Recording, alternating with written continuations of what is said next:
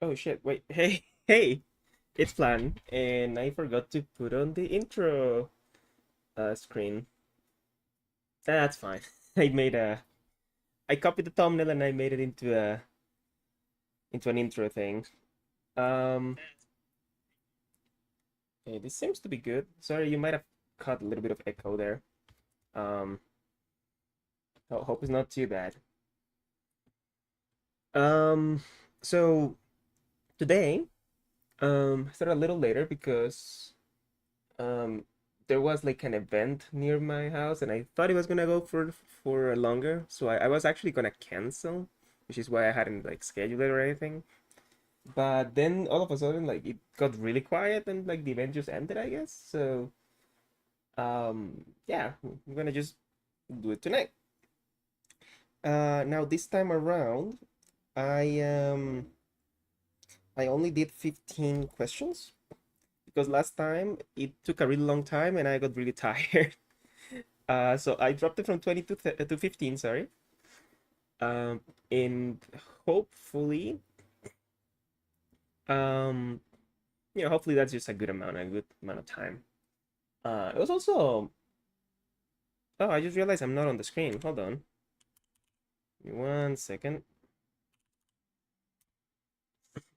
Oops, that's really my bad. Uh, why am I? Oh, there we go. There I am. Okay, let me just professional streamer. There we go. I'm not. This is why do this just for a hobby. Okay, there we go. Now I'm on the screen. Um, yeah, so what was I saying? Wait, does this work? Yeah, I can. Okay. What was I saying? I don't remember. Um, oh yeah, I'm only gonna do 15 and like maybe I'm thinking maybe like I don't know, like Thursday or Friday or maybe Saturday. I don't know, somewhere later down the week. Maybe I'll do the other five to make it 20 and like a 2.5 session or something.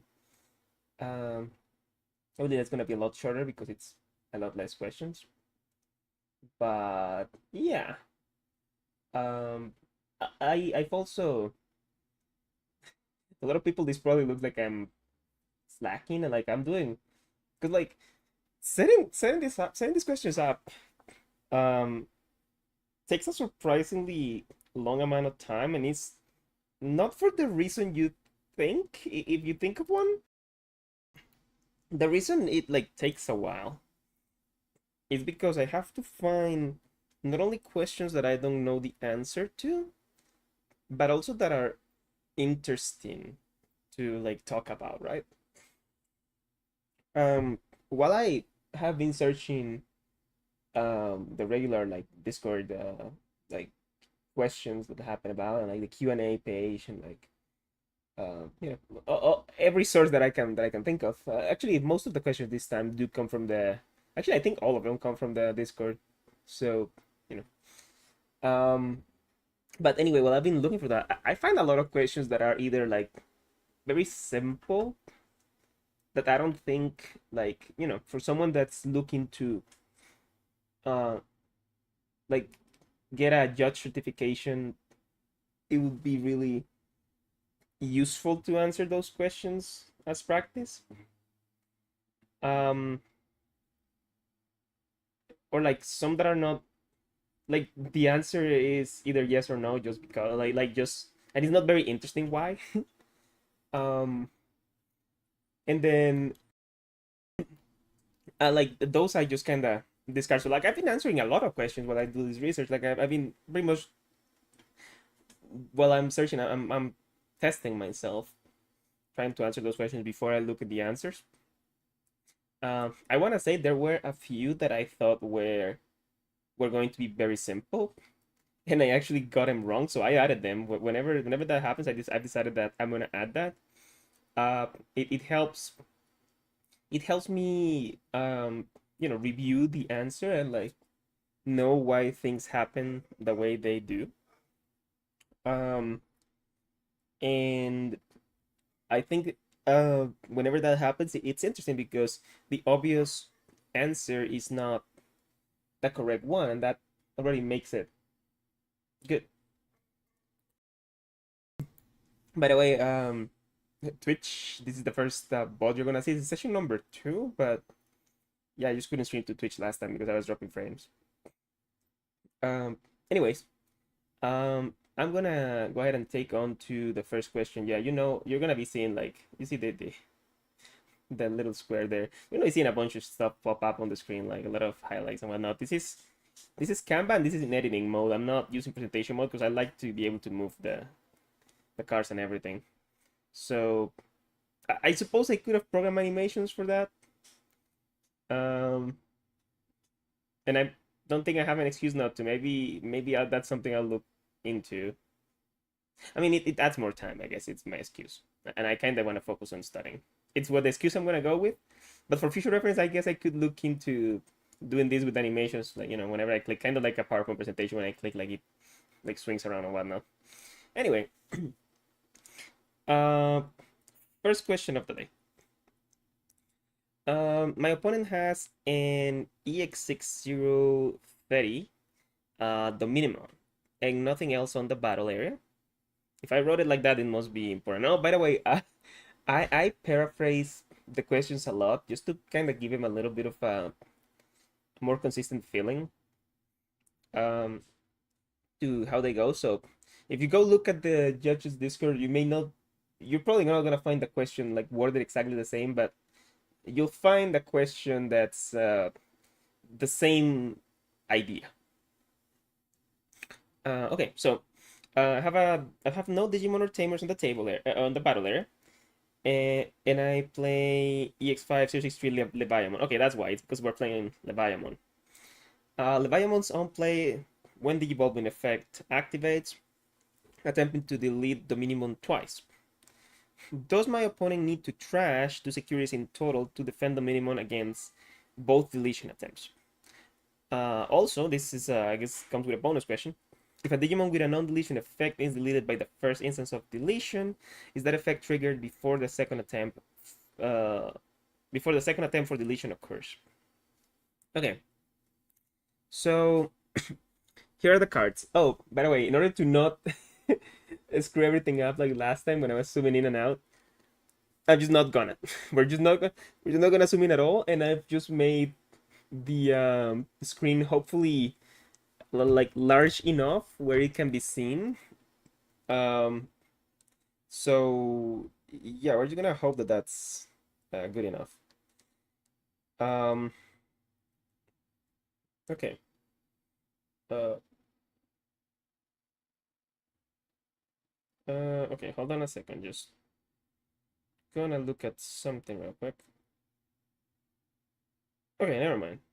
I was coming up with a technical problem. It's all good. It's all good. Okay.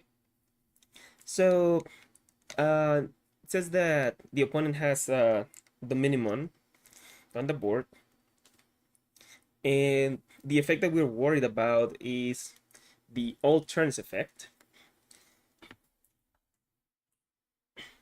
which reads: when one of your Digimon with the Angel, Archangel, or 3-grade Angels trait would leave the battle area, other than one of your effects or a battle, by trashing the top card of your security stack, prevent them from leaving.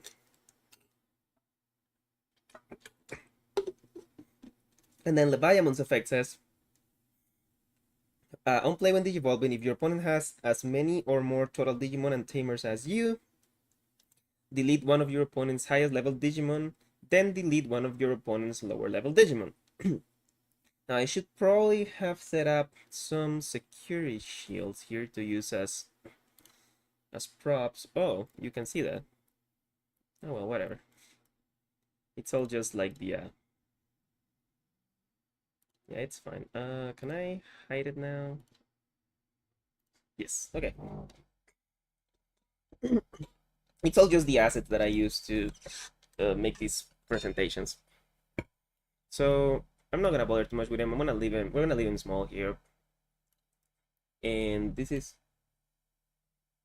Oh, you don't hear that, cool. This is the minimum security. Let's say they have two security shields just to like um meet the requirement for two cards. Is this not 90 degrees? This is 90 degrees. Sorry, I'm a little OCD with that. Okay, cool. Okay, so the Diamond gets played. There's only the minimum on the board, literally nothing else on both sides. So the Diamond checks the field and says, okay, um, your opponent has as many total Digimon and Tamers as you because they have one and you have one, which is Leviamon. So I'm gonna attempt to delete the opponent's highest DP Digimon. The minimum then proceeds to use its Altern's effect since he is an angel and he's being targeted for deletion. So he's gonna trash a top card of its security stack to prevent himself from leaving play. Now this is an interrupting effect because it says when any of your Digimon with the Angel, Archangel, or Trigger Angel trait would leave the battle area. The word "would" is interruptive, so let's remember that. It came a bunch last time. So before it leaves, it doesn't by trashing its top security. The Diamond then checks the field again and sees that there is still a Digimon on the board, and the second part of its effect is not conditional on whether you have the same amount or less Digimon as your opponent. In this case, it doesn't matter, but it could matter in some situations where, like, you know, if you had the same amount at first, you delete the highest level, but now you have less, so you don't delete anything. If it was the case, but it's not. So Alabama is not conditional on that part. It doesn't matter this time. But yeah, you will now target the minimum again. And it used to be, and I think this was the reason I chose this question. It used to be that the same interruptive effect could not be triggered twice within the same effect. Like the same interruptive effect could not interrupt the same effect twice. So for instance, this situation, it used to be that Leviathan would target the minimum could protect itself from the first deletion, but then the second one would get him. They changed that rule shortly after Leviathan X, I think, came out. It doesn't affect Leviathan X per se, like necessarily, because I don't think a Digimon exists with multiple levels or that is able to change levels within one effect resolution. So it doesn't affect Leviathan X, but it does affect Leviathan obviously because sometimes you're targeting the same target twice. Oh well, I guess in the case of the minimum, even if you targeted something else, he would still be able to interrupt. But the point here is that actually the minimum would need to interrupt Leviathan again. Otherwise, it will be deleted. So remember that the minimum interrupted Leviathan's effect before it completed. That's the interruptive part, right? If we were going from text, right at the part where it says delete one of your opponent's highest level Digimon and there's a period, that is where the minimum is interrupting Leviathan's effect. After the minimum's effect resolves, you know, after this interruption is complete, you still have to finish Leviathan's effect, and that interruption, that effect already resolved the minimum effect. So it no longer has any bearing on what's happening now. And Leviathan is targeting again, so the minimum would have to trash another security or be deleted. Also, on deletion effects are not interruptive. At the very least, I don't know of any that are. Yeah, I don't know. Well, yeah, I don't think there's any like. I guess maybe they could one day make an archetype which is like on deletion your um what you call it, like your cards go to back to your deck, and then you could have like effects that like when cards are moved from your deck to your, or from your trash to your deck, you you do so. Or when your when cards would be moved from your trash to your deck, then you could do something, and that would be, but even that wouldn't be interruptive because the undeletion has to um be resolved first. So never mind. Yeah, the undeletion itself would have to have a wood clause on it, and that I don't see how that works. So because we had the other little second question, that other second question is answered by saying no. Um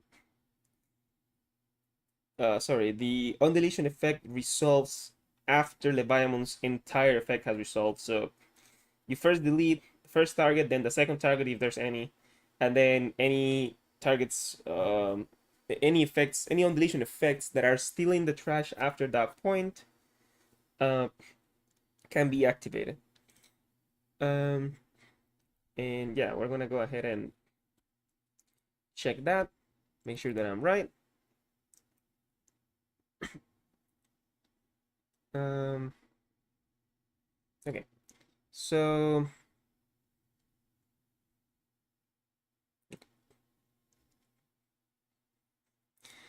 so the judge says, first of all, effects like the minimums are different from effects such as undeletion effects.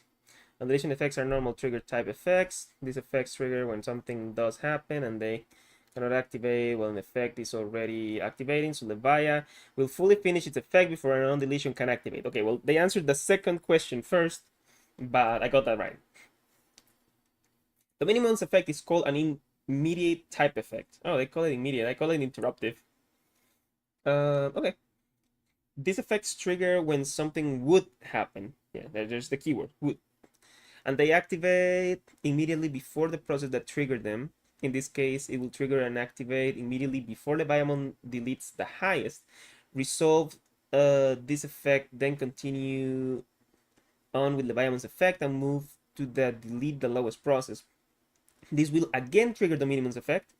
Immediate type effects can trigger once per process, and Leviamon's effect has two processes to it.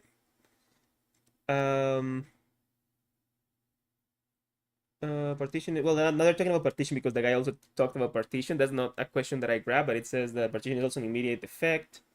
So it triggers when something would happen. Any trigger type effects that trigger during the course of Leviamon's on play cannot activate until his effect has finished. This includes any on play of a partition Digimon.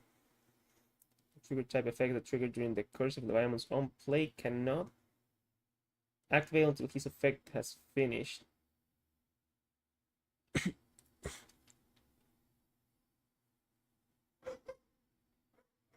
Cannot activate. Sorry, let me read that sentence one more time.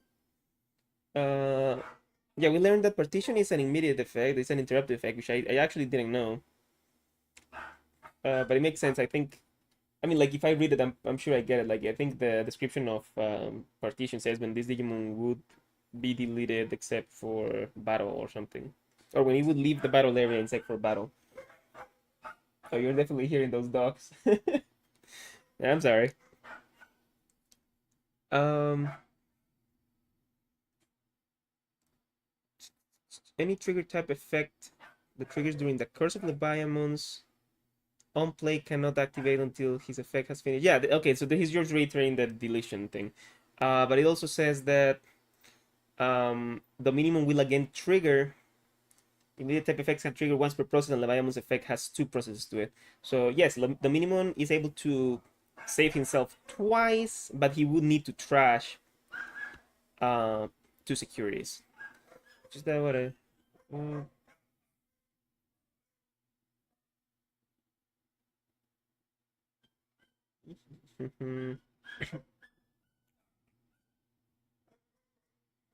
Things at the same time.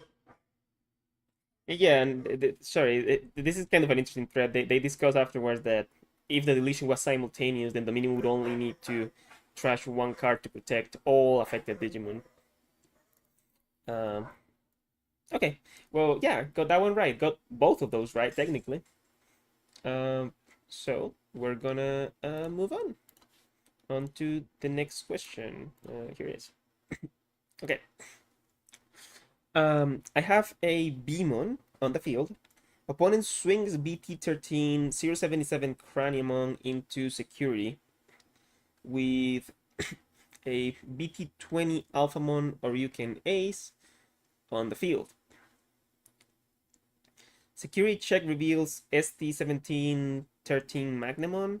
Magnamon security effect activates, attempting to the Digivolve. But yeah, the person is playing Royal Knights, so there's no sources. So there's no the Digivolve target, is what they're saying here.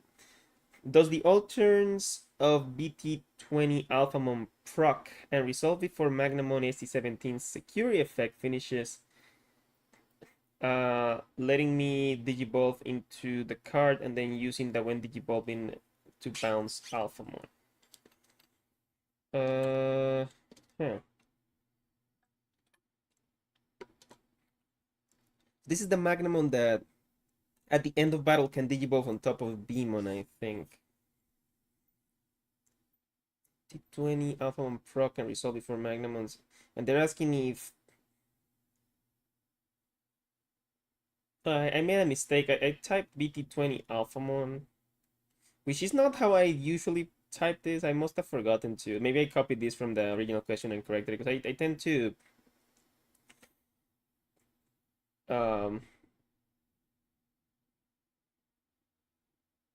I tend to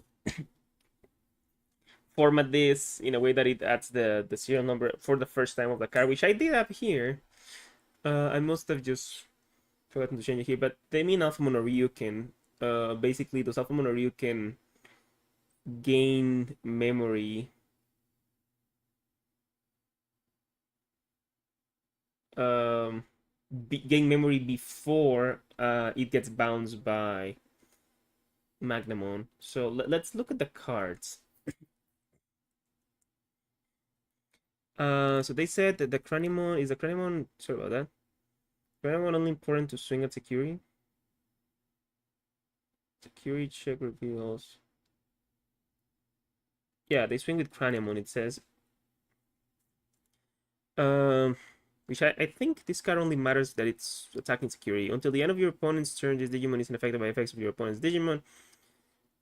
End of opponent's turn, choose one of your opponent's Digimon. Your opponent attacks with the chosen Digimon. Okay.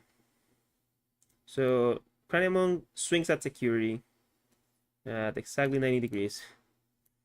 And then the security check reveals, bam, Magnamon. ST-17 Magnamon.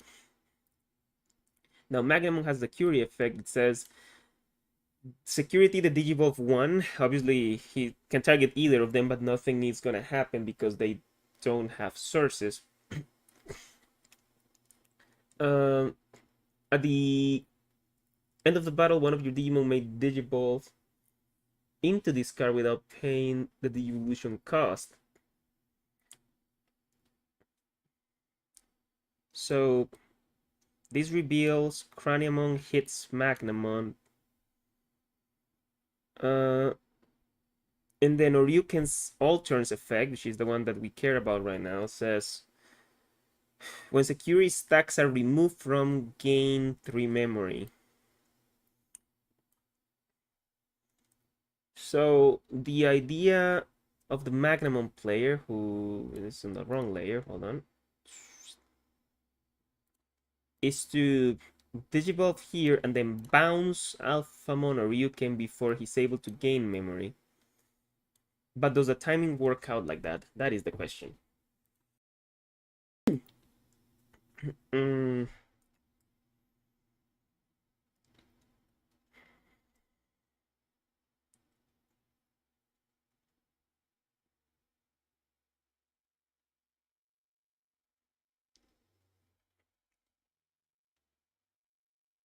So this one's interesting because it's a security effect and it's a single security effect, right? Which means that you like it needs to be resolved before anything else happens, right? The thing about security effects is that they are all well, not interruptive because they're not interrupting another effect, but they all have priority. So whenever a card is checking security, whatever effect it has resolves first. So for instance, in this case, the moment that Magnamon is checked, you can digivolve one a target, and then if the target had an effect like Oriuken, for instance, if Oriuken was able to be digivolved, if it has an effect where like an opponent's security is checked, that effect no longer triggers because he's been the digivolved, right? Now, the interesting thing here is that the effect says that that it continues resolving at the end of battle.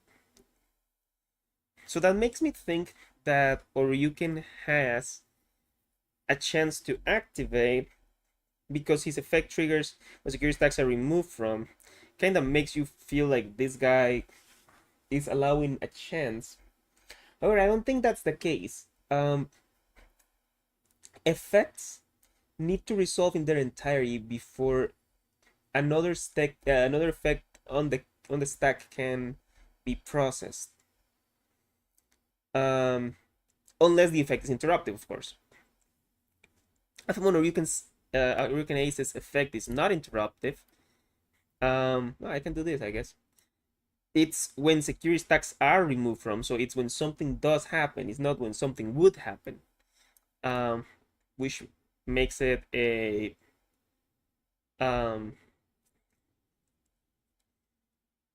sorry, which makes it a triggered effect, like they were talking about last time, not an interruptive effect. Okay. Oh, you do hear the car, I guess. So what I think actually happens is that Fran checks security.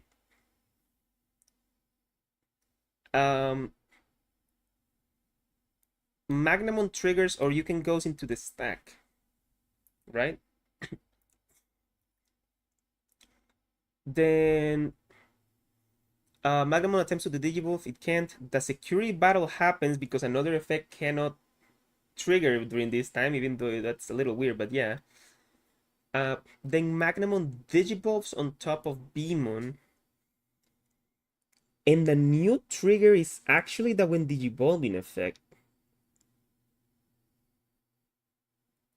Which, because it's a newer trigger,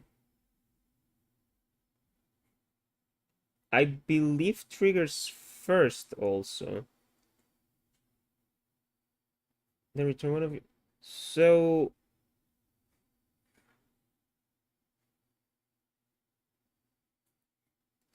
then return one of your opponent's demon with no evolution cards to the hand. Yeah, and obviously the Alpha Monorican Ace in this case has no sources because it's playing in Royal Knights.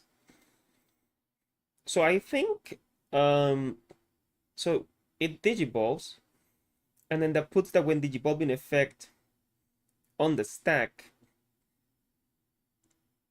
and that is the new trigger. Now notice that this is a new trigger, is not simultaneous with Alpha Monoryuken. If these two had activated at the same time, if somehow Magnamon had Digivolve at the same time that it was checked out of security, I guess, that would mean that Alpha Monoryuken and Magnamon triggered at the same time, and Alpha Monoryuken would gain active player or turn priority is what they call it. Yeah, like the active player has priority when resolving its effects. But this isn't a new. This is simultaneous. This is a new trigger. Like new triggers are resolved first. The stack is always resolved backwards. So Magnamon triggers and bounces Oryuken Ace, and now it's Oryuken Ace's turn to resolve, but he's no longer on the board. So overflow happens first of all, and it doesn't get to gain memory. So I think that's what happens. I think Alphamon Oryuken doesn't get to gain memory. I think it gets bounced before it can. Make sure that that's correct. Oh, hold on. I'm gonna. My puppy's knocking on the door.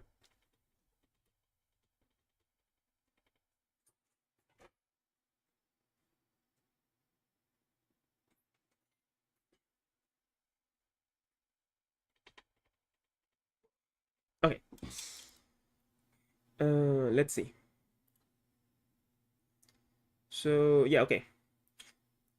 Um, Magnum security effect doesn't digivolve until the end of the battle. The digivolve one happens immediately, but the evolution is pending processing that the effect sets up for later. Effects that trigger off of the security being checked have to resolve before the security battle. So you will digivolve well after, or you can effect. Okay, okay, okay. So okay. So I mean, I had a 50-50 chance, I guess. Okay, so the other theory was correct. Um, that is cool. Okay, so there is so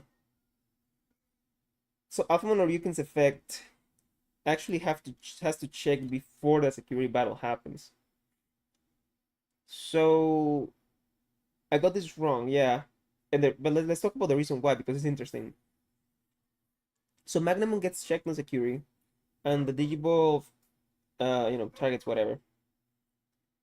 Then because the rest of the effect activates at the end of battle, Ryuken gets a chance to resolve its effect and gain memory. Then the battle happens. It doesn't matter what it results onto. Well, in this case, Magnamon obviously loses, but it doesn't matter because it digivolves on top of Beamon, and then he's able to bounce back Alphamon or Ryuken Ace. Alphamon obviously is still gonna be removed from the board at the end of this play, but what's relevant here is that Ryuken actually got to gain memory from this play. Okay. Okay. Cool. Cool. Cool. Let's look at the next one.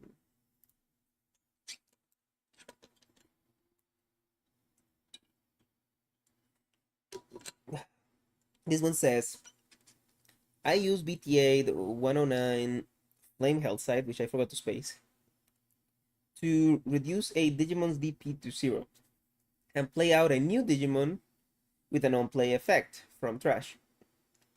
Will the Digimon whose DP was reduced to 0 be deleted before I get to trigger the on-play effect? If the Digimon had an on-delete effect, will that trigger before the on-play effect? Okay. Oh, sorry. Sorry about that one.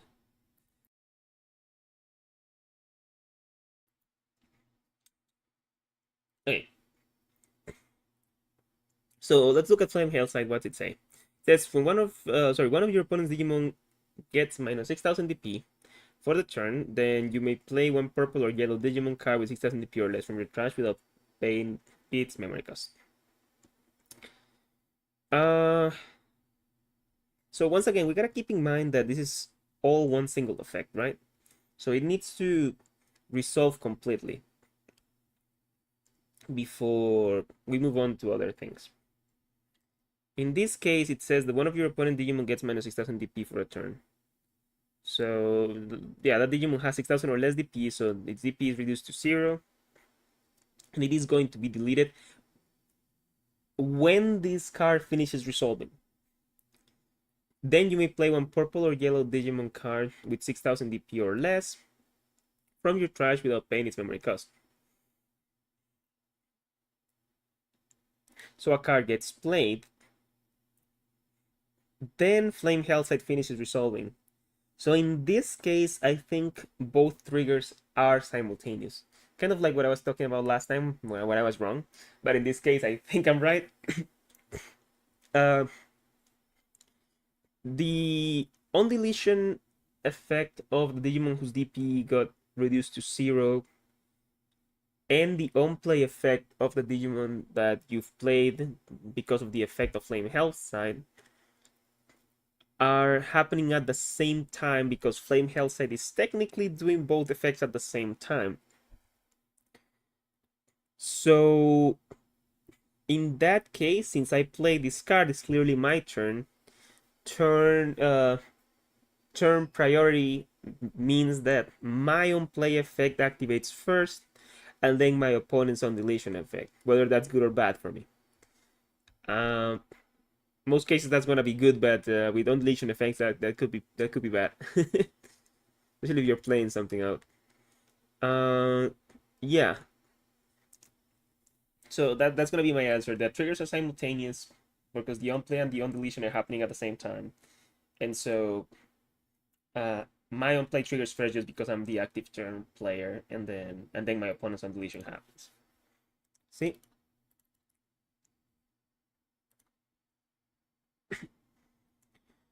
The Digimon will not be deleted until directly after the option card finishes, and a rule check will take place before the on play of the play Digimon can activate. Effects triggered by rule checks are considered to trigger simultaneously with the effects triggered during the process that happened directly before it took place. So this means the on deletion and the on play trigger simultaneously. When both players have an effect that triggers simultaneously, the player whose turn it is must activate their effect first. Got it. Yeah. Okay. Yeah, that's what I figured. That's what I figured. Makes sense because yeah, the card doesn't like the deletion is not processed until like the game checks that there's a Digimon that exists on the board with 0 DP. But I still but by the way, I think I believe it's a deletion of this Digimon happened not through DP depletion, but still through like the card just said that it deletes a Digimon then plays one for you. I'm pretty sure the result is the same. Um, in this case, there is a little bit of ambiguity. I think is the word I'm looking for. Um, because if an effect is active, the game doesn't check that there is a 0 DP Digimon on the board until after that effect resolves. So, you could think that maybe that's why the deletion and the pump play trigger at the same time. But, um, I'm pretty sure, even if the card said that it deletes a Digimon then plays one for you, the trigger is simultaneous because it all happened within the same effect of a card. So it would still be the on play first, only, and it will be still because of simultaneous timing, like turn player priority. Yeah. Okay, let's go on to the next one. Okay, this one says, I attack a player with ST1210 Jesmon, which I bracketed incorrectly. I didn't do a lot of spell checking this time. I'm sorry. But okay, I attack a player. Oh, this one resonates with me. I love this deck, by the way. I love the new. So at first I thought the new Jesmon was trash, like absolutely unplayable. And now I think that it's trash, but it's really fun to play because of what's described here. You do like 3 checks with like I think I did 32,000 3 checks the other day, and obviously set up 2 potential Jesmon GX A's for my opponent to contend with. So, anyways, I attack a player with ST1210 Jesmon for 3 checks using the inheritable alliance of BT20014 Saber Hackmon, and check BT14 090 DCD bomb on check 2 out of 3. So on the second check, they have checked DCD bomb, which targets Jesmon for the Digiball. Since Alliance is an inheritable effect, the Savior Hagmon. Since Alliance is an inheritable effect from Savior Hagmon, and Savior Hagmon is now the top stacked card, does the attack end on 2 checks instead of 3? Okay. Oh, so yeah, I also did this little thing. Look, it's. Oh, I should probably move myself. Hold on. Yeah, look below me. Like, isn't that cool? Isn't that like a cool format whenever I have to like look at a ruling that's like not on the card, like a keyword that's not on the card. Isn't this a cool format for it? I was pretty proud of this idea, honestly. Okay. Anyways, um, so here's what we know. We know that Jesmon is swinging. Boom. And he's using Alliance. I forgot to put its Alliance partner here, but it doesn't matter. We know that it has 3 checks because an additional one from its own effect when they play the system, and then they're alliancing with that system when they play, let's say. So 3 checks. It doesn't matter how much DP. They succeed the first check, then they hit DCD bomb on the second. And DCD bomb on security says that it activates the main effect. So we go back to the main, and it says the Digivolve one of your opponent's Digimon. Then by returning 3 cards with the D Brigade or Digipolice straight from your trash to the bottom of sorry, to the top of the deck. Delete up to 6 play cost total worth of your opponent's Digimon. So Jesmon gets the Digivolve, and now Savior Hawkmon is swinging. Obviously, Savior Hawkmon is going to keep the additional DP from Jesmon's effect, and it's going to keep the additional check. And sorry, I'm just going to keep myself there. I'll move myself after.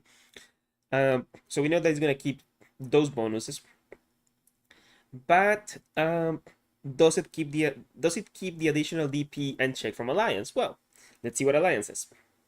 After declaring an attack, this is copy pasted from the wiki, by the way, which I'm pretty sure copy pasted from the Q&A. So this is the actual text of Alliance. Alliance. After declaring an attack with a Digimon with Alliance, you can suspend one of your other Digimon. The Digimon with Alliance will gain the DP of the suspended Digimon and the security attack +1 and then security attack +1 until the attack ends.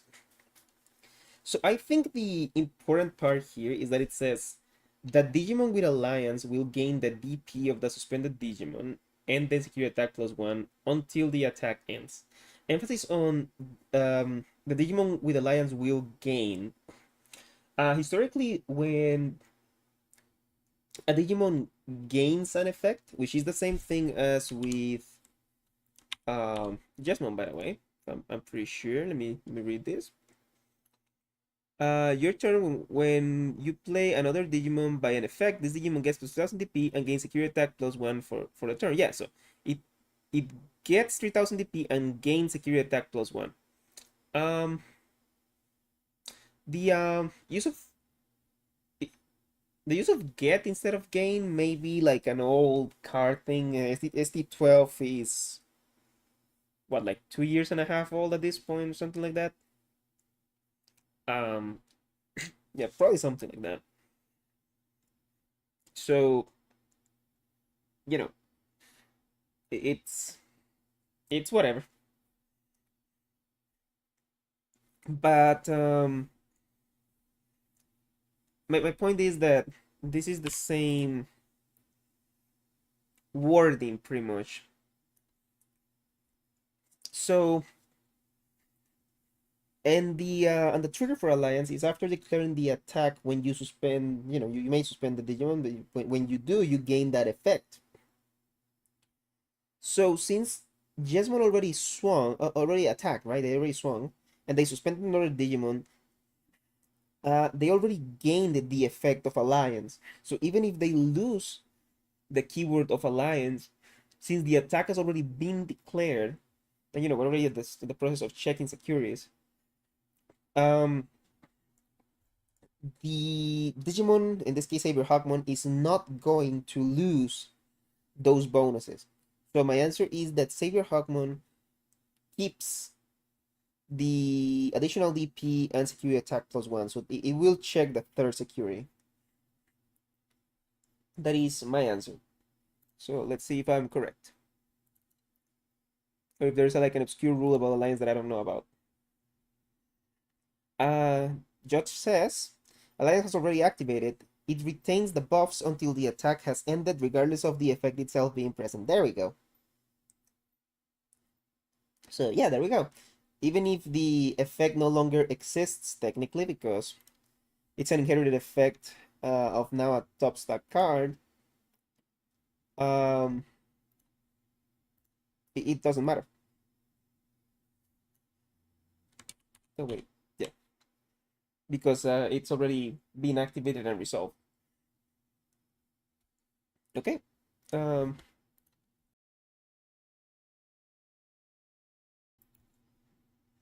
let's look at the next question, which is question what number? Oh, number 5 already. I thought it wasn't like like 3. I was worried honestly. So there's only 11 more to go. Including this one. This one says, if I attack with a Digimon with armor perch. Oh, you can't see the quote. Oh, this was not a good setup for this one, huh? Okay, I'm gonna remove myself from the screen for this one, and I'll come back later. Oh, sorry, that one. There we go. Now I'm done. I'll just have to remember to come back. Okay. If I attack with a Digimon with armor perch that also has secure attack +1, and the first attack allows me to armor perch, can I then use BT21094 Armor Digivolution's delay effect before the second security check? So in this hypothetical, we're gonna say that Lydramon has secure attack +1 because I forgot to look for one that would have it. I'm trying to think what I could have used to give it secure attack +1. Maybe there was something on the post that I didn't see that could have given it that, but whatever. Maybe like an option or something. Whatever. Doesn't matter. We're just gonna assume in this hypothetical that Light Ramon has secure attack +1. Um, and so the question is, if Light Ramon attacks, right? There's Light Ramon attacks, and then it gets like it dies on the first check. Can the delay effect of armor devolution be used before the second check? When this armor push happens. Okay, well, let's see. So armor devolution, what it does is reveal the top 3 cards of your deck. Add 1 card with Davies. Oh, this is a new card, by the way. This hasn't come out. I just figured this would be, nice to know. Reveal the top 3 cards of your deck. Also, Lighterman hasn't. With the top 3 cards of your deck. I'm getting distracted. Add 1 card with Davies Motomiya in its name and 1 card with the free trade among them to the hand. Trash the rest, then place this card in the battle area. All turns, when the top stack card of any of your armor form Digimon or any of your armor form trade Digimon is trashed, delay. One of your Digimon may digivolve into a Digimon card with the armor form trade in the hand without paying the cost. One of your Digimon may digivolve into a Digimon card with the armor form. And Armor Purge says when a Digimon with Armor Purge would be deleted, you may trash the top card of the Digimon to prevent this deletion. You trash the Digimon card that is stacked on top of the Digivolution cards. Top Digivolution card becomes the new Digimon on top of the stack. So, okay, so this one is interesting because Armor Purge itself is interruptive, right? So, Lightramon hits security with 2 checks somehow. And then on the first one, it hits, I don't know, Shoutmon Cross 7 Superior Mode. And it dies. But it armor purges, right? So now we have a Beamon attacking. You may trash the top card of the Digimon. So at this time, Armor Purge trashes the top card of the Digimon, which is the trigger for this.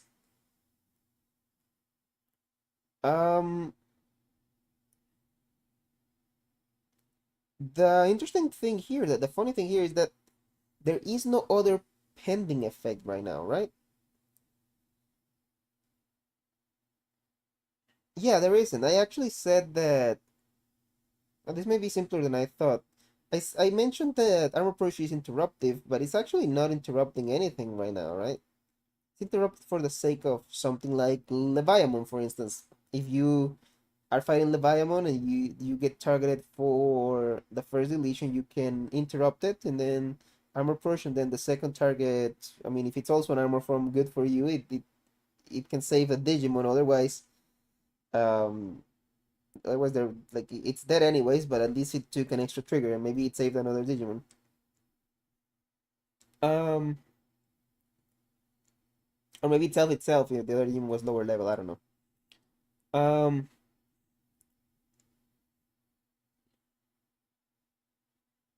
yeah. In this situation, there's no other effect pending. So the card is now being trashed, and this can trigger. Armor Devolution should definitely have the trigger timing here, right? And then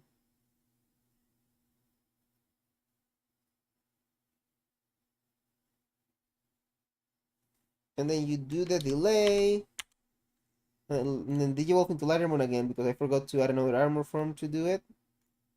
And then bam!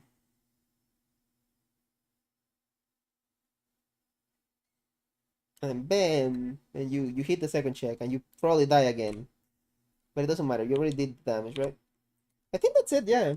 Um when I saw this question I thought it was a little bit more complex and it looks like it on the surface, but I think it's a simple of well, I mean nothing is really happening, right? There's no effect that would get in the way of Armor Evolution triggering right now.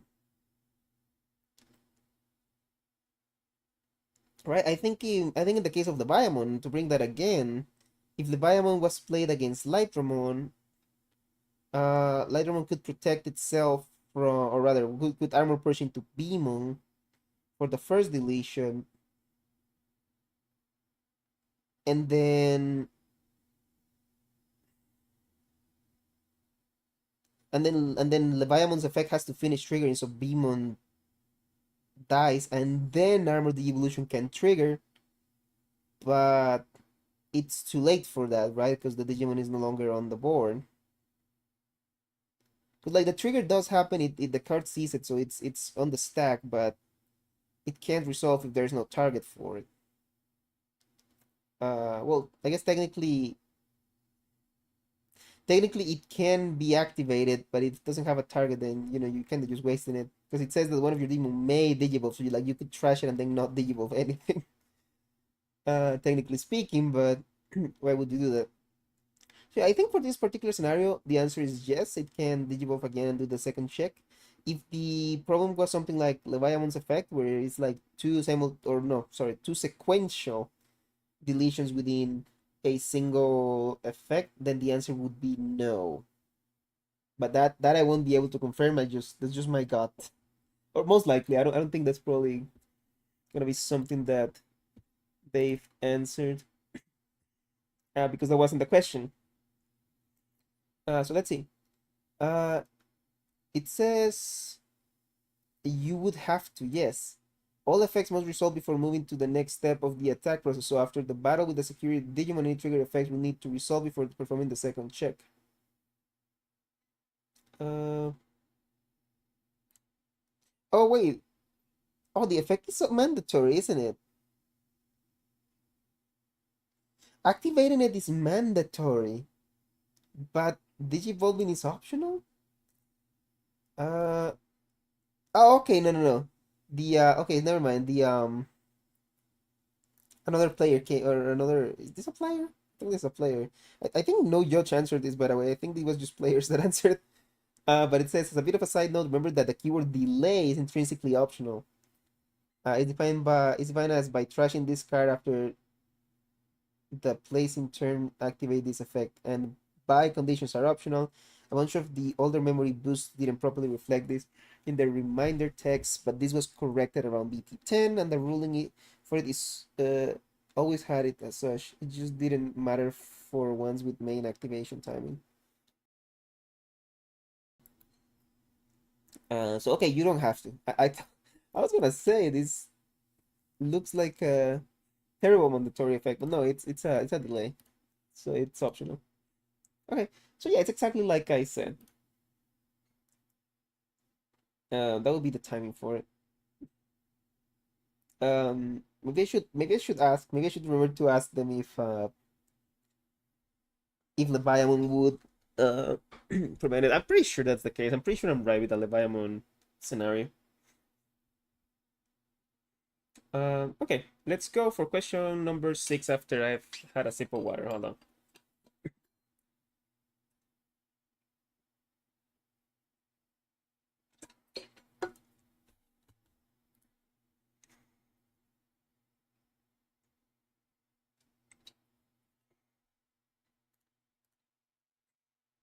Oh, uh, oh, is that what you?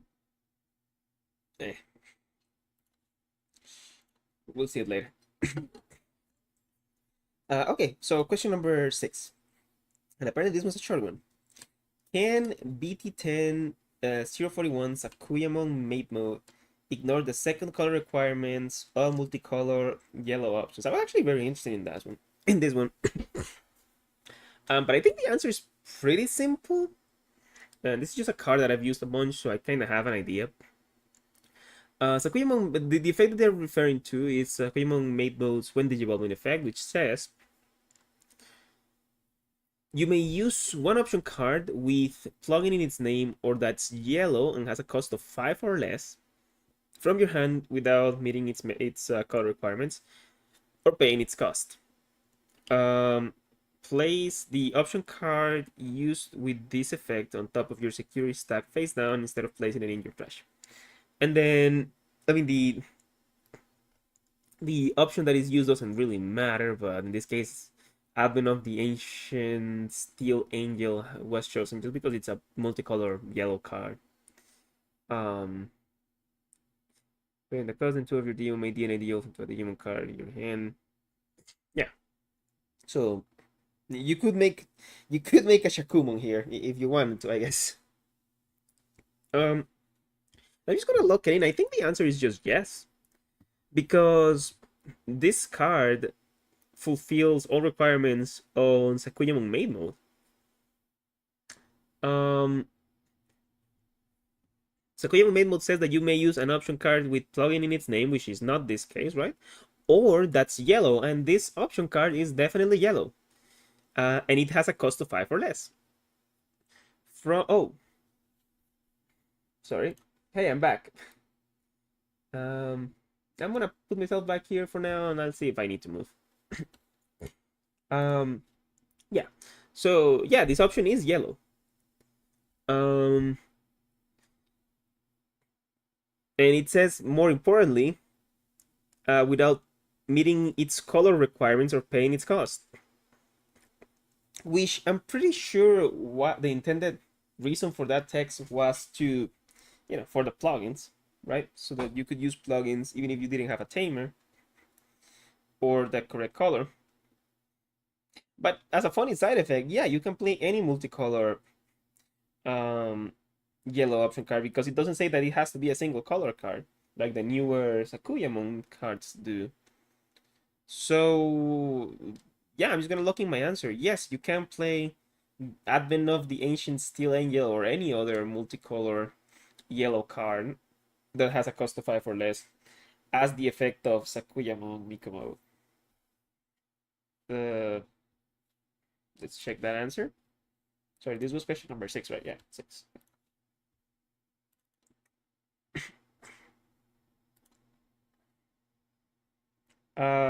The judge says it ignores all color requirements, regardless of the color of the option card.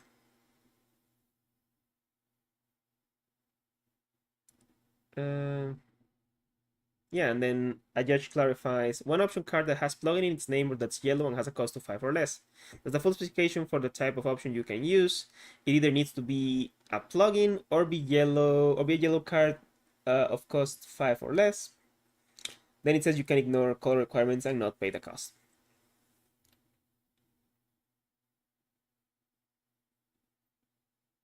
And then further clarifies another judge says if the option card doesn't have plugin in its name, then it has to be at least partially yellow. That doesn't mean the ignoring its color requirements and without paying the cost that comes afterward wouldn't apply. Multicolor cards are considered as all of their colors, so a yellow black card is still yellow. Which is giving me some sinister ideas that I would rather not share with anybody because yellow is an evil color. It can be, especially in its options, right? I'm thinking of a very funny one. Um, hmm.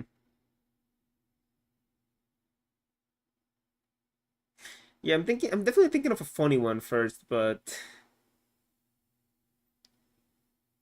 like I'm thinking you can use this in Magna Garurumon to use the triple color card to just ignore having to have all the, or I guess having both Koichi and JP on the board. Um, you could just digivolve into Sakuyamon maid mode from any level 5 and then play the option, and then you can digivolve one of your tamers into Magna Garurumon. Um, that sounds really funny. And I might need to explore that avenue at some point. Um, but for now, let's look at yeah. There's definitely some war crimes that you can commit with this card. That's not one of them. That's just a joke. But you know, there's definitely some villainous things you can accomplish. Let's look at question number 7. Oh, it's Cowboy and Leviathan X. Okay, let's see. My opponent has BT20 091 Cowboy and BT20 102 Omnimon X antibody in the battle area. Where is Where is Omnimon X? I didn't place him here, and I don't have room for him. Hold on, hold on. I can make room. Uh-huh. I know that I have Omnimon X already. Surely I do. Um.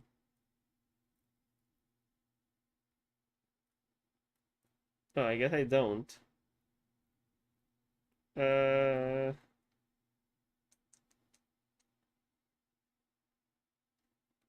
Really, I don't. Oh. Uh. Whatever. Whatever. Um. We're just gonna. Is it even relevant? If it is, I'll go look for an image.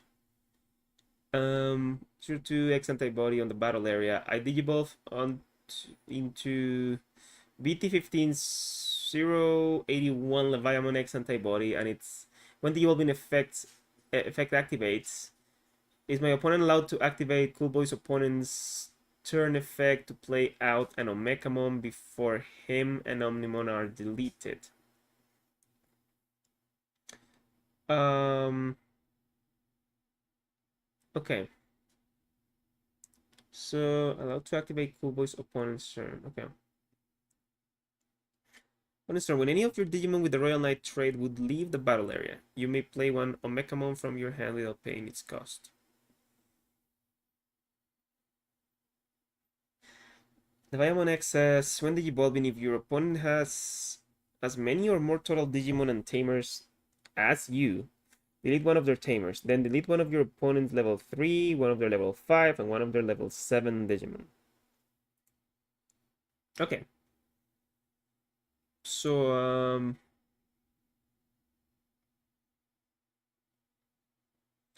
so I Digivolve into Leviamon, and Leviamon X antibody. Um,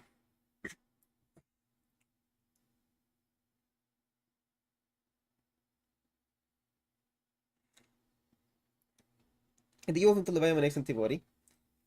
And I target Cool Boy and Omnimon X. Omnimon X being a level 7, of course. The first part of the effect tries to delete Cool Boy.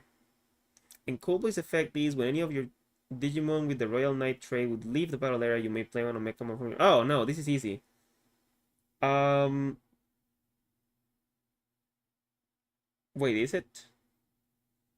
Many more total Digimon and tamers as you delete one of their tamers. Then delete one of your opponent's level 3. No, this is all simultaneous.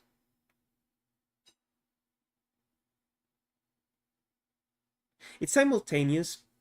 um, but Omnimon and Coolboy are the ones that are being simultaneously deleted. So Omnimon and Coolboy are leaving the battle area at the same time. Meaning that Coolboy never actually had a chance to trigger its effect. Because Omnimon X is just gone, like you see on the screen right now, totally on purpose. It's just gone from. It's just gone from the. What should I call it? Fuck. Sorry. I'm starting to get a little tired, I guess. Let me move myself a little. Kubo is gone from the battle area, so at the same time as Omnimon, so it doesn't get to activate. Leviamon is getting rid of both of them at the same time. Yeah, that's my answer. Is it doesn't get to activate. So question number 7, halfway there, by the way.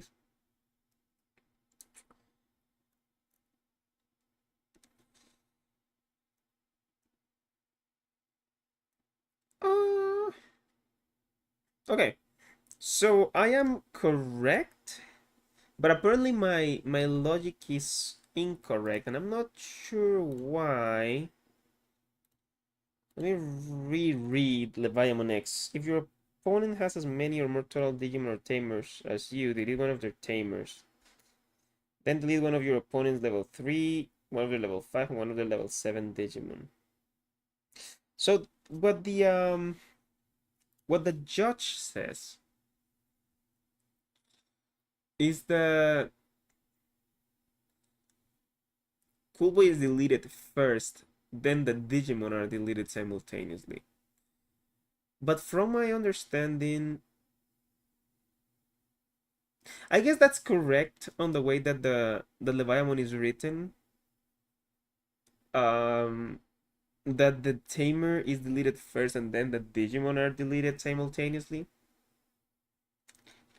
However, for most cases that won't matter, right? Yeah, I guess it's the same type of effect as Leviamon. Okay. Yeah, for most cases it won't matter because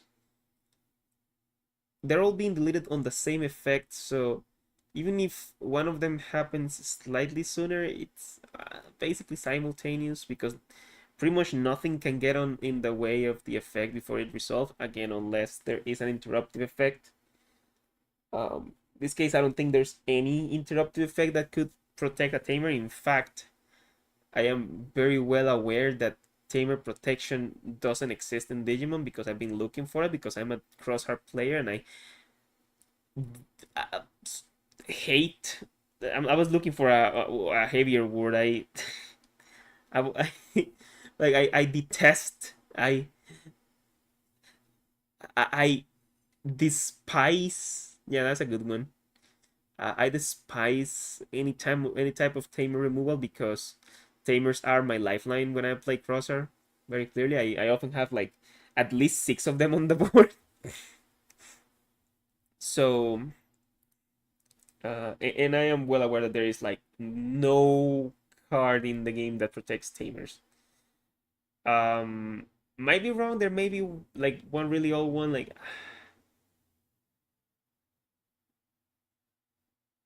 you know, when I say that, I think there's one that protects a very specific tamer. I don't remember which one it is, but yeah, uh, nothing can protect Kubo. I guess is relevant for this case. Oops, sorry about that again. And yeah, um, point is, Kubo never gets to activate. I got that one right too. Let's go for question number 8. Okay.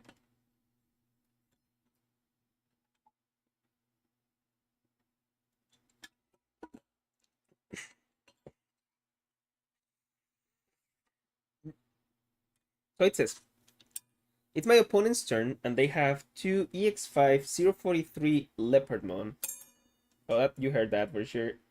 Sorry. Yeah. Okay.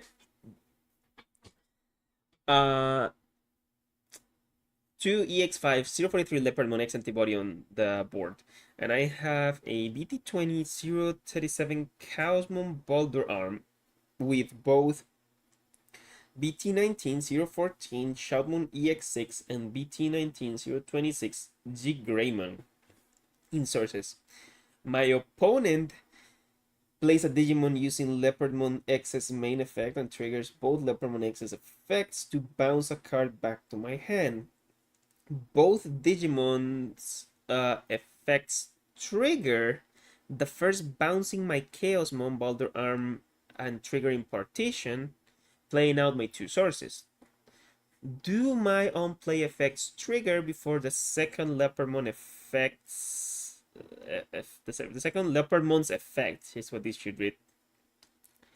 Bounces a body, or does it bounce first, then my on play trigger? Okay. So another issue with timing and stacks, which is most source of confusion for this game. Like, I've been roaming that Discord server, and like most questions are just about the timing of things. We wish, yeah, with all due reason, that is the most confusing part for sure. So let's see how to resolve this. So, the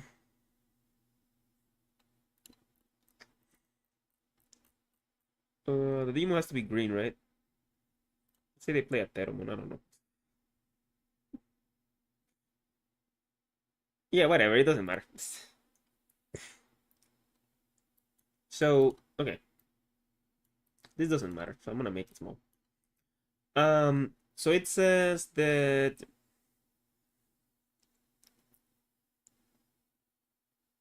no, here, sorry. I got lost. I didn't know where that question was.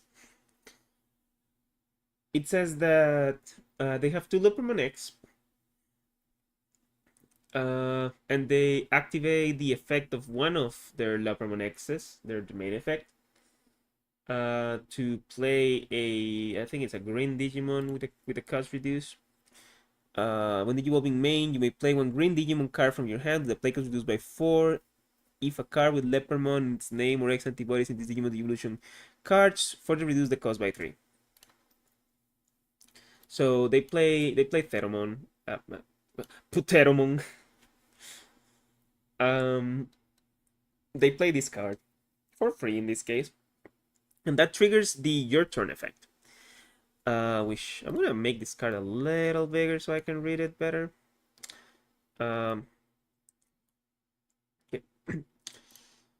When one of your Digimon is played, you may return one of your opponent's 5000 DP or lower Digimon to the hand. For each of your other Digimon, add 3000 to the maximum DP this effect can choose.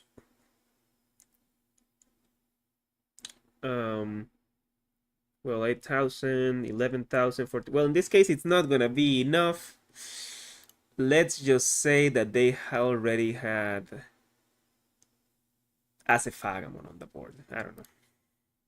Maybe they had the Teromon and they played as a Fagamon for effect. I don't know. This is a weird. Don't question me about this deck. This one's weird. But whatever. It's 15,000. So now they have.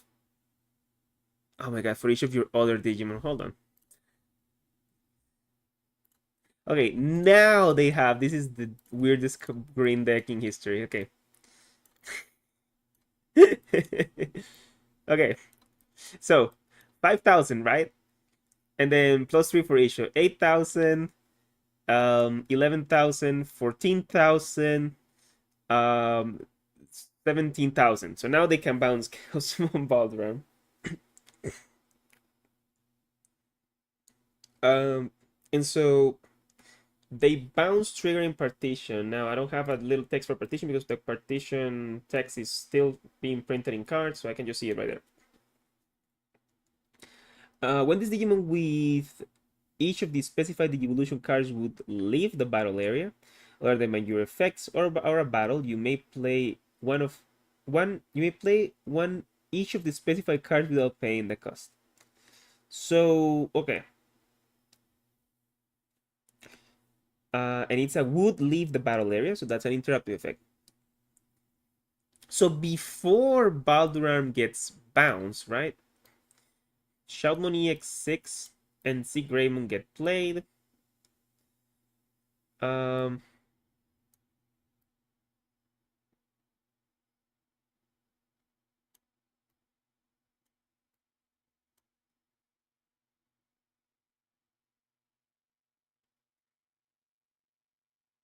um,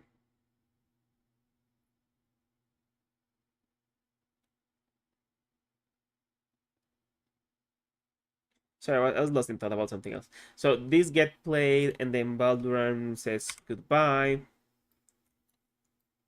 And yep, I'm on top of Shalmon EX6. Hold on a sec. Here we go. I I really need to rethink this layout a little bit. You know, all I have to do is extend a little bit into the white zone I have to the right, and that's where I can just sit forever, and that'll be good enough. Which I guess is what I'll do for the next one. I'm gonna put this guy up here with the rest. I don't know, kind of in the way there. Okay, so these two guys get played. What was the question? Is it that I can do my own play effects trigger before the second Leopardmon effect bounces a body? Okay, yeah. So this second Leopardmon is still pending activation. It went into the queue because, well, this one is resolving. The first one. Um, then it got and the first one got interrupted, and now these cards are played. Now the trigger for both Leopardmon X was simultaneous. The partition was interruptive, but now it's resolved. These cards were played in the middle of Leopardmon X's effect, and now they're considered played on the next rule check.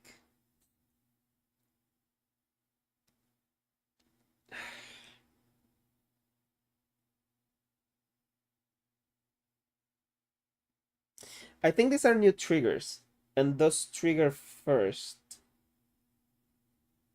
What was it with the last one that I messed up?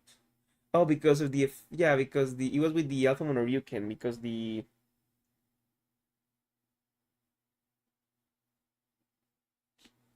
effect allowed for a was that it? Was that the one? Was that the question that I'm thinking of with the simultaneous triggers? Yeah, I think so. I'm pretty sure. Um,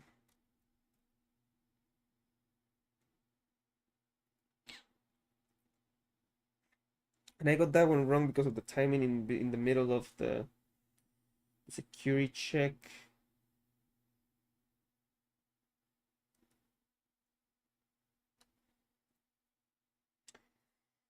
Okay, I'm gonna try to flex my programmer muscle that I haven't used in a bit. Um, so this process starts right to bounce Baldram. The function for Baldram to leave the area and play the two sources under it activates, and so Chalmony X6 and Z Greymon are played. This is still in between of Leopardmon X's effect. Then Leopardmon X's effect finishes triggering, finishes resolving rather, and bounces Balduran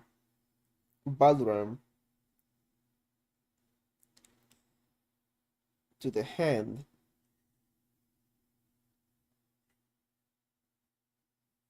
I think I think these guys are new triggers, and thus they trigger first. And they are simultaneous triggers, but not to the other Leopardmon, but rather to themselves. So, so you get to the Digivolve 2, even if Leopardmon has sources, for instance, you could like eliminate that effect altogether. If your opponent has two or more Digimon, return one of their level 4 lower Digimon. You even get to bounce them back.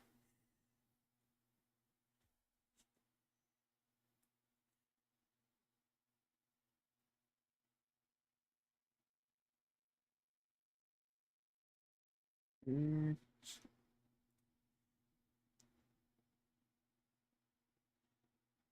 And I guess technically you also get to play a shooting Starman. I was thinking about this. I think um I don't know. I remember somebody telling me this rule. I don't know the ruling of hand, and I'll ask my local judge this weekend. So I remember something about not being able to digicross um EX6 as a result of partition. I don't remember exactly what that was about because by all means, well, let me look at. You know what? Let's investigate this a little bit. We're gonna take a little tangent. Let's look at Digicross's text. Digimon TCG Digicross. The text for Digicross says, uh, when you would play this card, you may play specified cards from under your hand slash battle area under it. Each place card reduces the play cost. Like, I know you can use Nene to put cards under it because she's all turns. I don't know. I mean, maybe that information is just wrong and I'm remembering wrong what they told me. I'll just have to ask. Nothing in the description of the mechanic like made me think that I am not allowed to. Anyways, all this to say that I think Sigraymon and Shoutmon EX6 trigger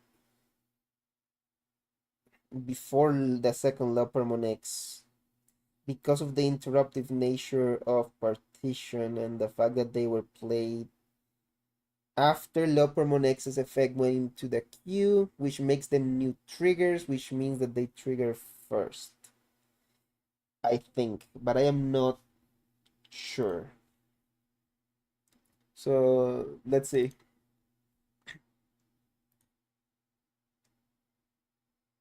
Ah, wait, this is the wrong. Wait, what question is this?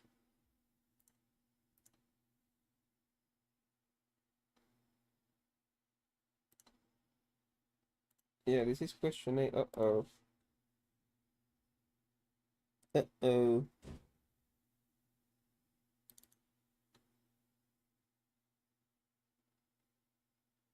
Mm, well, that's an issue.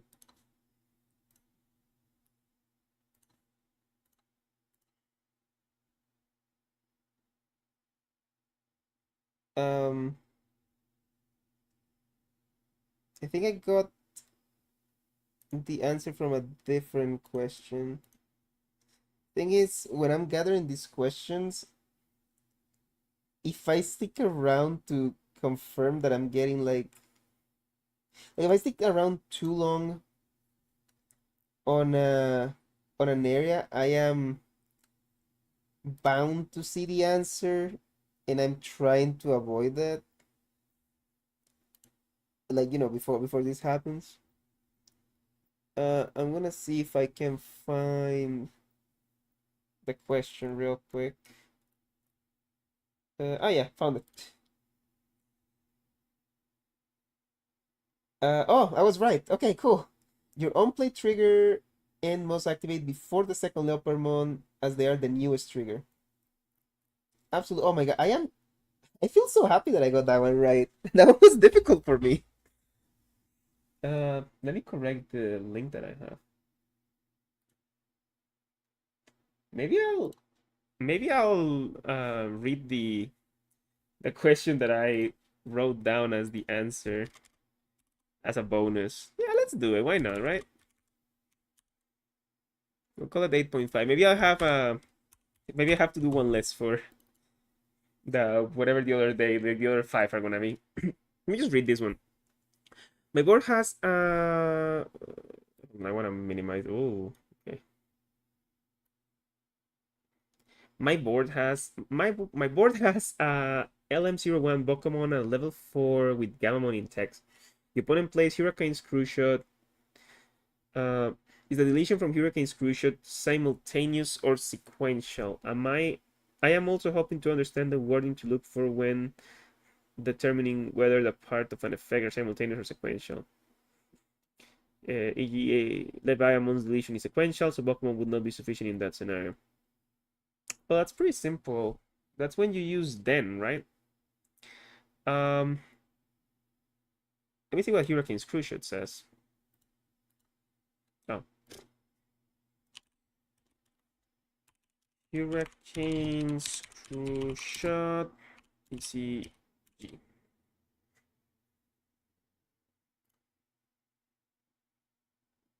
Here it is. Hurricane Screwshot. Sure, let's go. When main, delete one of your opponent's level 3, one of the level 4, and one of their level 5 Digimon, then play this card at the bottom of your evolution card of one of your Digimon with the 3 Musketeers trait. This is a simultaneous effect.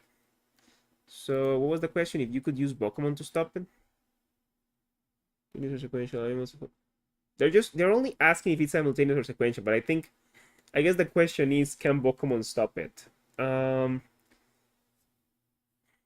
I believe Pokemon is like a type of decoy, isn't he?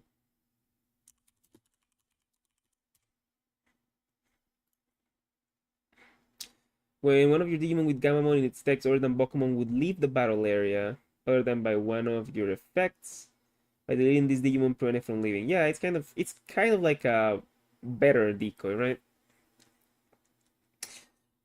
For this case, um, because the deletion is simultaneous, I think Pokemon can actually stop it, right? Because they're both deleting at the same time. So you can choose to activate Pokemon first and delete it by its own effect. Then the effect of Hurricane Screwshot won't delete Pokemon. Also, Pokemon is interruptive, so he would be allowed to do that, right? Yeah, I think for Hurricane Screwshot, Pokemon can stop it. And to answer the question that it's been said, yeah, that is simultaneous. Relation is simultaneous. The way you can tell is whether the verb delete is repeated or not. Hurricane Screenshot only says delete once, Leviathan says it twice.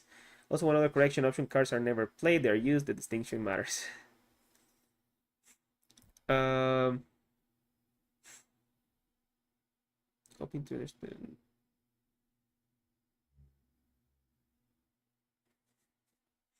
So when you tell, okay, if it only says delete once, then it's simultaneous. Okay. I was thinking of, the use of then to separate the process of the effect, but hey. Okay, well, tragedy averted. First of all, I found the answer and I was correct. And second of all, Hurricane Screwshot. Hurricane Screwshot. Okay.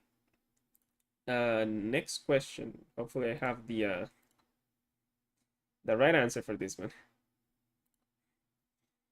Let me move myself back down. It is my turn. My opponent has a face-up BT20 055 Invisimon Insecurity Uh, insecurity.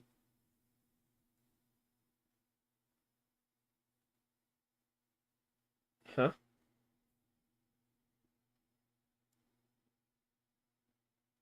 I'm assuming this is supposed to say I Digivolve.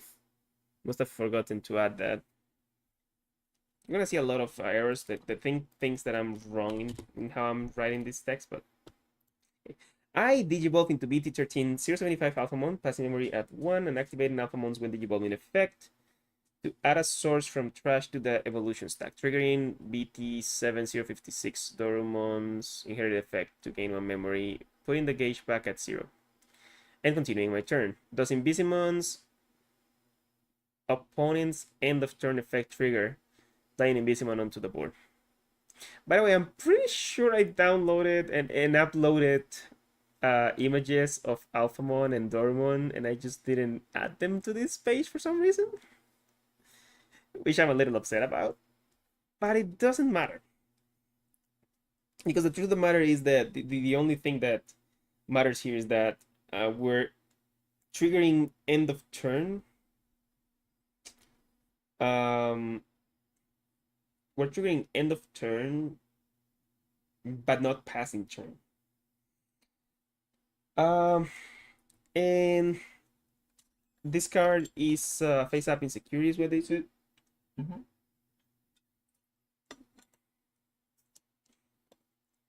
So this card's security effect says security end of opponent's turn. Play this card without paying the cost. Unplay when digivolving the Digivolve 2, one of your opponent's Digimon, and flip your opponent's top face down security card face up, then delete one of their Digimon with one or fewer Digivolution cards. When your opponent, when your Digimon check face up security cards, you may place this Digimon's top stack card face up as the bottom security card. So, what this is, I think this is pretty simple. The end of turn trigger.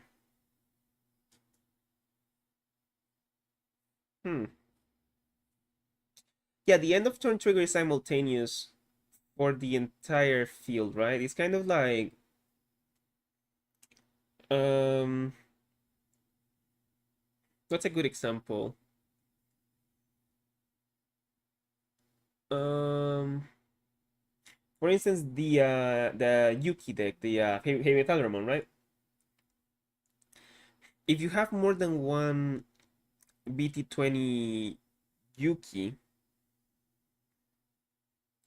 um you can only suspend one of them to attack because well, when you suspend her, she declares the attack. I think she says the Digimon may, so you could technically suspend them all, I guess. And but only one can make the attack because you suspend and then the Digimon attacks and then the end of attack trigger, like it's still active, but it's now interrupted by the attack. By the time the attack is over, the end of turn trigger is long gone. This is a mandatory effect too. So I'm pretty sure. Um, man, I should have. Hold on. I know I uploaded those cards. Here's the Alphamon.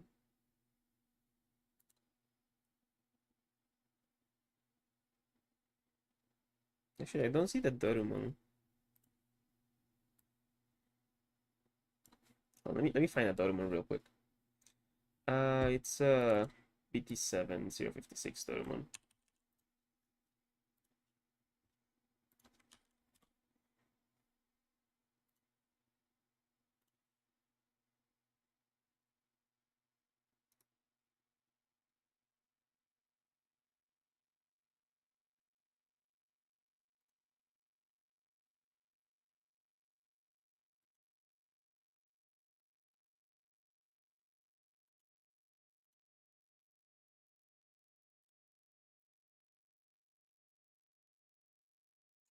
Oh,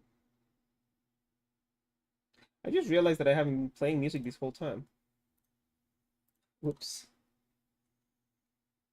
Um, do I have that playlist?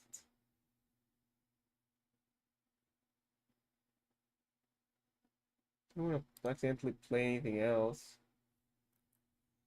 Um,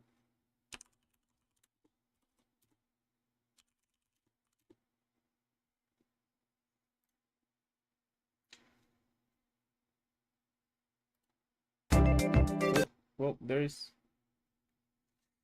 let me play something else, but we like go from where we left off last time on the playlist.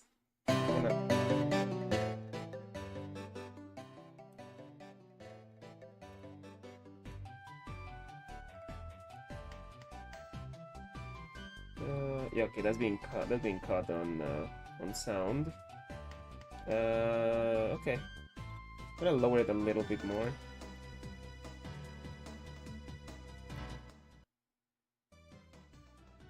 Yeah, that's good. Sorry, I forgot about the music. That expression is pretty.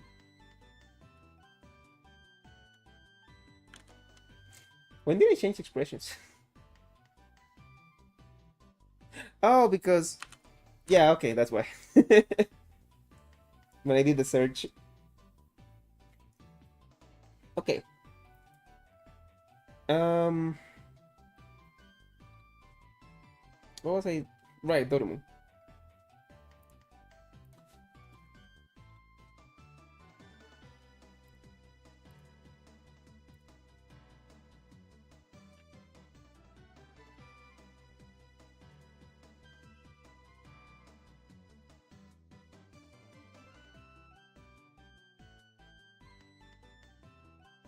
We're gonna peek behind the curtain if you've made it this far into the bot.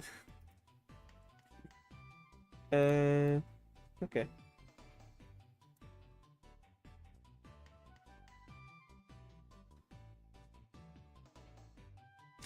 This is not the right alpha mode. Sorry, it's supposed to be BT13. I'm like, this one doesn't put sources under it. And I don't have one. Hold on. Just go find one.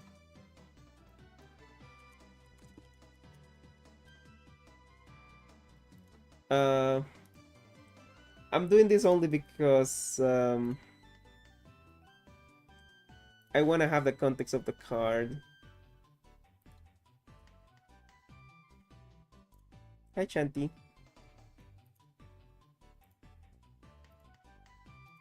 Okay.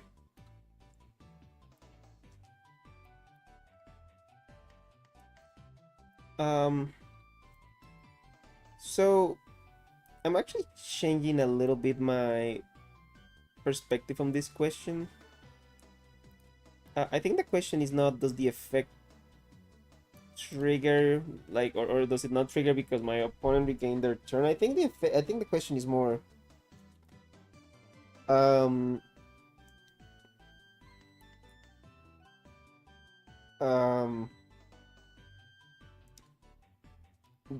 does the end of turn trigger at all? Placing one Digimon card with the X antibody like trade from your trash as Digimon the illusion card. Or your opponent's play cost 10 or higher Digimon can't.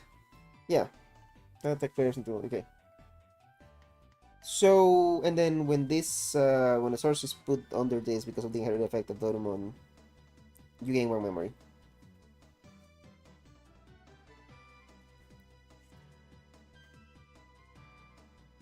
You're digivolving during this timing. Okay, so I think actually Invisimon is not triggering in this timing. I've changed my point of view on this question. Question says, oh my god, I didn't realize this typo. It is my turn. My opponent has a face-up BT20055 Invisimon, Insecurity. I Digivolve into BT13075 Alphamon, passing memory at 1 and activating Alphamons when Digivolve in effect to add a source from trash to the evolution stack. Triggering BT7056 Doraemon's inherited effect to gain 1 memory, putting the gauge back at 0 and continuing my turn. Does Invisimon's opponent's end of turn effect trigger playing Invisimon onto the board? So I've gone all the way around. I thought initially this was very simple. It's like, yeah, the end of turn trigger is simultaneous for the entire board, so Invisimon would be played. But I think in this particular situation, the end of turn trigger never actually checked. Um, because Alphamon regained the memory within the same chain of effects that passed the memory over. Um, so for instance,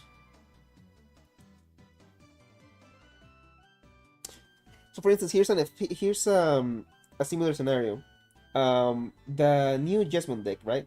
That plays the Genkumon, um, the new BT20 Genkumon for a reduced cost of 6 with the Biohackmon.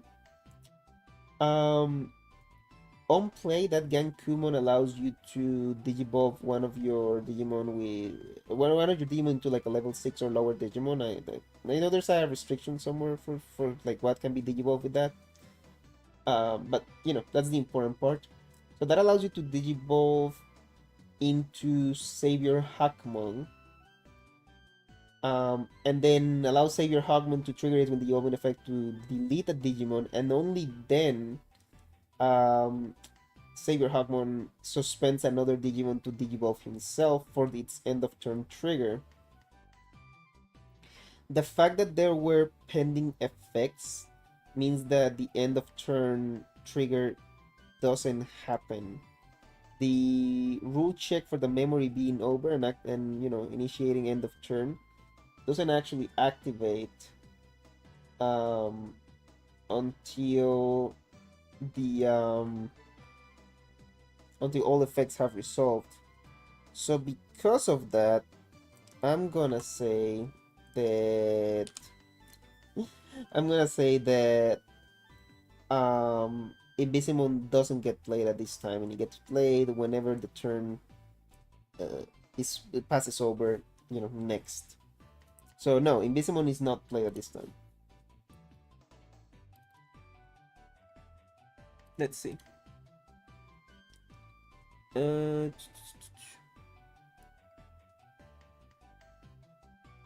it will be play out once you reach end of turn process, regardless if you regain your turn during that process or not. Meaning Invisimon will be played after your end of turn effects are done.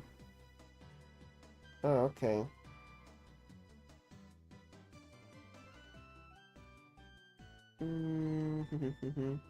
Funder Greymon EOT.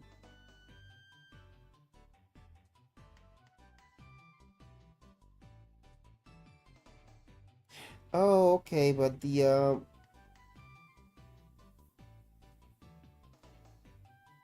which effect is this? Okay, hold on, sorry, because like you can tell that I was tired when I was gathering this one. Because the actual scenario that they're talking about is different.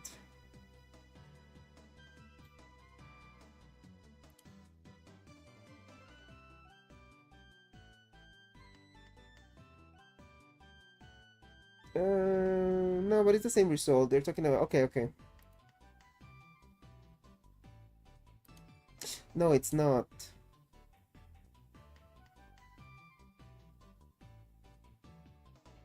Okay. um, for the record, I think my decision. I think I answered both questions right, actually. And I think my scenario is more complicated. Um, so the scenario they proposed, and I guess I didn't understand this at the time, kind of like you know happened last time. Um, they instead of using Alphamon BT13's effect to regain the memory, I guess they were like they're not even digivolving in this scenario. Oh my god, I adapted this horribly. I want to read it out. I want to read out the scenario and go over why this is the way it is. Because I did a terrible job with this one. I am very sorry. By the way, I think my scenario I think is valid, and I think I answered it correctly, but it's not what it was being asked in this forum. So that is a mistake on my part, a big one too. It says, does Invisimon get played when I reach end of turn, but I gain memory to keep turn? Example, I reach end of turn at -1 memory. I have Alphamon with Dorogreymon end of turn, put an X antibody card in the stack. I put a Dorumon with Inheritable to gain a memory and regain turn. Does my opponent play Invisimon from security now, or do they need to actually when my turn actually ends? To be fair, the way that it's worded is pretty lazy too, and like it looks like it's a lot of grammatical errors. This person may not speak English as their primary language, but they also typed it in a very lazy way. Anyways, so yeah, that wouldn't contribute. But yeah, there's no way from my interpretation. I mean, interpretation was completely off. The answer from the judge says that yeah, it will be played because in this scenario, the way that we gained the turn back was through an end of turn effect. So the end of turn in this case did trigger. So yeah, it would trigger simultaneously for everybody. So like the original thing that I was saying, right? um, I just think it's really funny that I answered both questions correctly by accident. Um, so yeah, that end of turn definitely triggers. And in that situation, Invisimon does get played. In my scenario that I wrote in this question, though, I am very certain Invisimon would not be played until the next check for end of turn. The difference in this one being that the way that we're regaining the turn is through an end of turn trigger. So, yes, Invisimon will be played. Okay. Let's move on to question number 10. We're almost there. Almost done. I love this song, by the way. The song is great.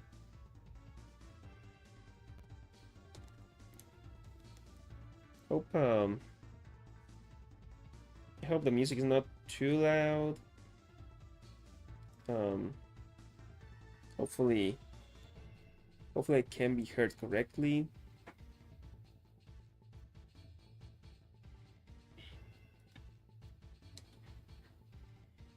Yeah, I think I'm good. I don't know if you got a little bit of an echo there. I was checking on my phone, how the sound is.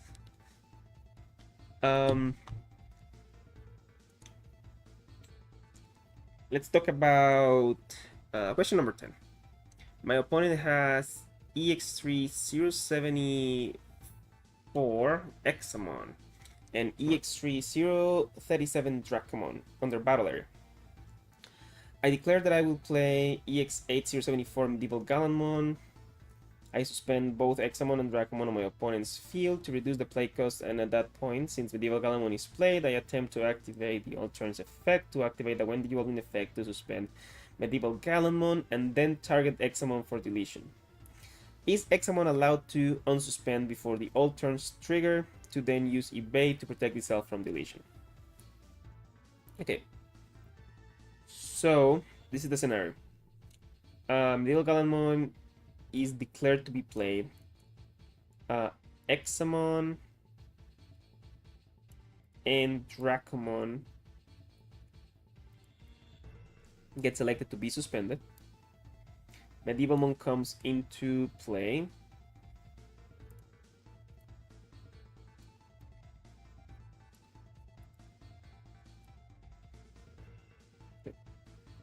Medieval Gallamon comes into play in with its all turn effects. When Digimon are played, including itself, you may activate one of these Digimon with Digivolving effects.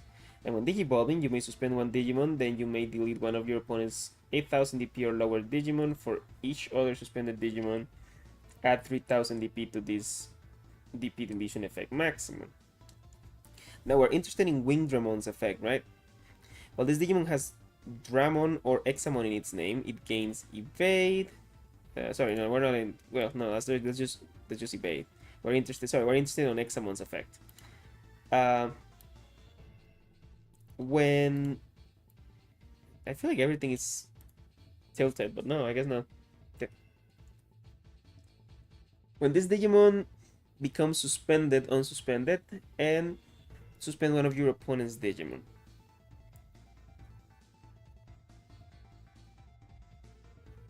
Okay. So let's try to think about this. Declaration to play Medieval Galamon is done, and now Examon triggers because it's been suspended. Medieval Galamon is played, and it's now the newest trigger. Its all turns effect is the newest trigger, so this Examon remains in the queue in the stack, right? In the effect stack. Medieval Galamon says when Digimon are played, you may activate one of these Digimons when Digivolve in effects. Okay, so he triggers its when Digivolve in effect, which is now the new trigger in the stack. You may suspend one Digimon, then you may delete one of your opponent's 8000 DP or lower Digimon for each other suspended Digimon at 3000 to this DP's deletion effect maximum. So let's say we suspend ourselves because that way we have 3 suspended Digimon, and that way this is enough to delete X. Is that right? No, that's not right. Wait, how much does it add? 3000? It's 8000 base? 11, 14, no. Oh, wait, yeah, 11, 14, yeah, including Examon. Right. 17. Yeah, okay. So this way it's enough to delete Examon. Now the thing is that this effect is still not done, right? Like, I suspend it, but then the rest of the effect has to resolve. So Examon gets targeted, and at the time that Examon is being targeted for deletion, it's suspended, so it can't suspend to evade, meaning that it's deleted. I think I followed that correctly. I think Examon never had a chance to unsuspend with its all turns effect, simply because Medieval Galamon became the newest trigger and didn't allow it a timing to unsuspend. So my answer is going to be that Examon gets deleted, it doesn't get a chance to evade.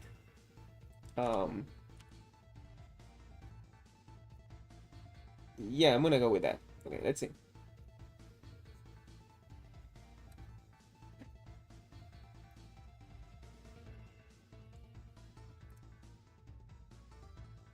Okay, which question was this? It's 10, right? Yeah. Okay. Medieval's all turns a single effect, and Examon's all turns cannot interrupt in the middle of the effect. Has to wait until after Medieval's effect has finished resolving. Didn't go into as much detail, I suppose, as I did. But yeah, pretty much they're saying Examon cannot evade because it can't unsuspend yet. You will have to wait until Medieval Galamon has finished resolving its effect. Okay, cool.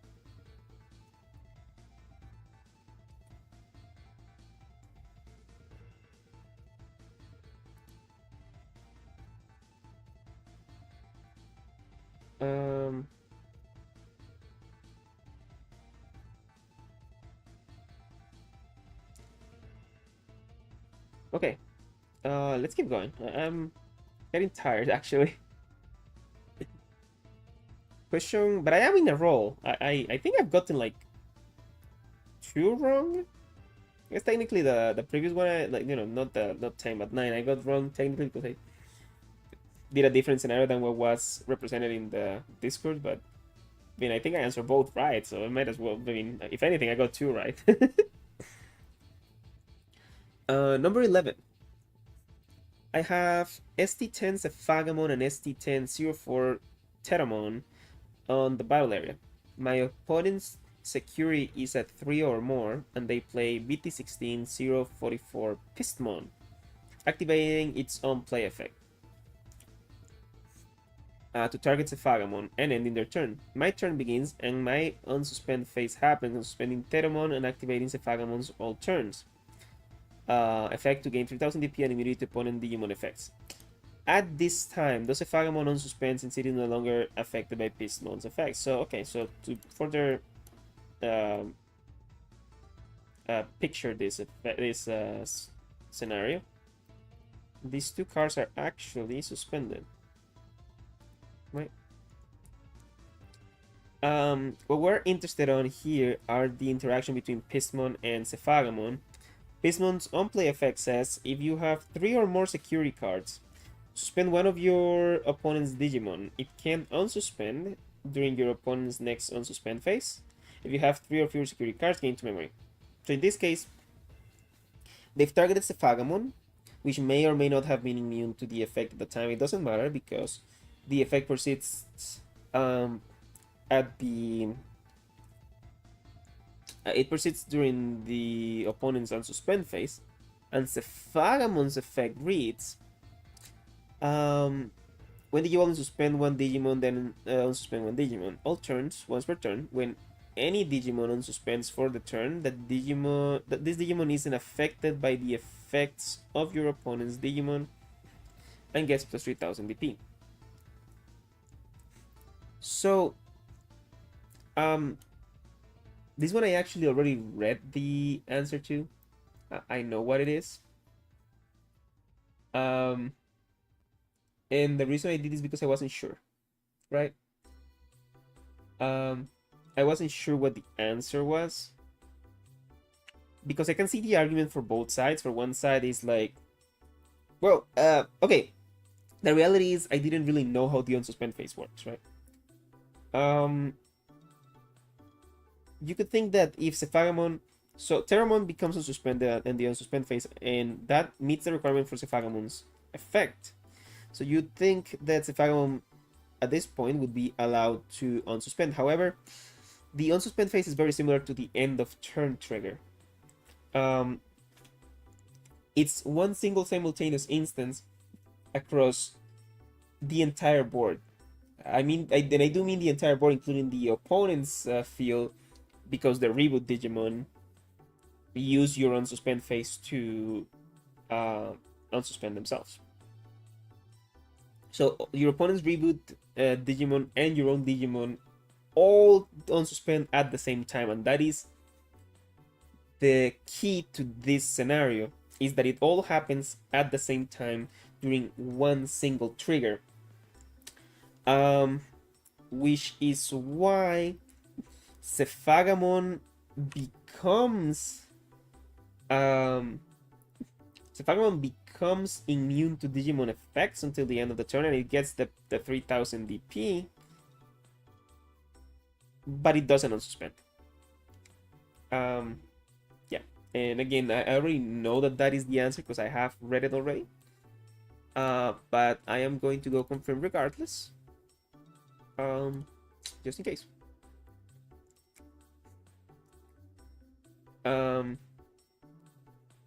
So it says player B plays Pistmon, targeting Sephaga, saying it cannot unsuspend. Player A's turn starts and enters the unsuspend phase. Player A being, the Sephagamon player. All of player A's cards except the affected Sephagamon unsuspend. Sephagamon's all turn triggers and activates, giving it plus 3000 DP, and makes it unaffected from Digimon effects. Sephagamon is still currently suspended, but it's free to unsuspend later in the turn as it is now unaffected by the Pistmon wish. It's kind of irrelevant because Pistmon only prevents unsuspending from during unsuspend phase. But yeah, I know what point they're trying to make. Like if this was Rosemon burst mode, right? That prevents you from unsuspending during the entire until the end of your turn, Sephagamon would now be able to unsuspend because Sephagamon Oh, sorry, because Rosemont Bushmont's effect no longer affects it. Affects, yeah, affects it. Yeah. So okay. Let me take a sip of water.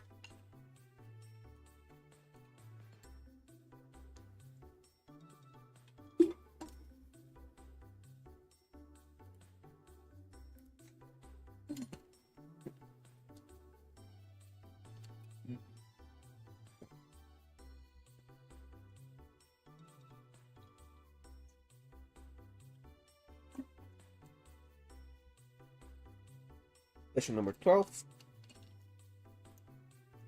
I have BT20056 Alphamon with BT2053 Greatmon in its evolution sources on the battle area, and BT20018 Orimon in my hand.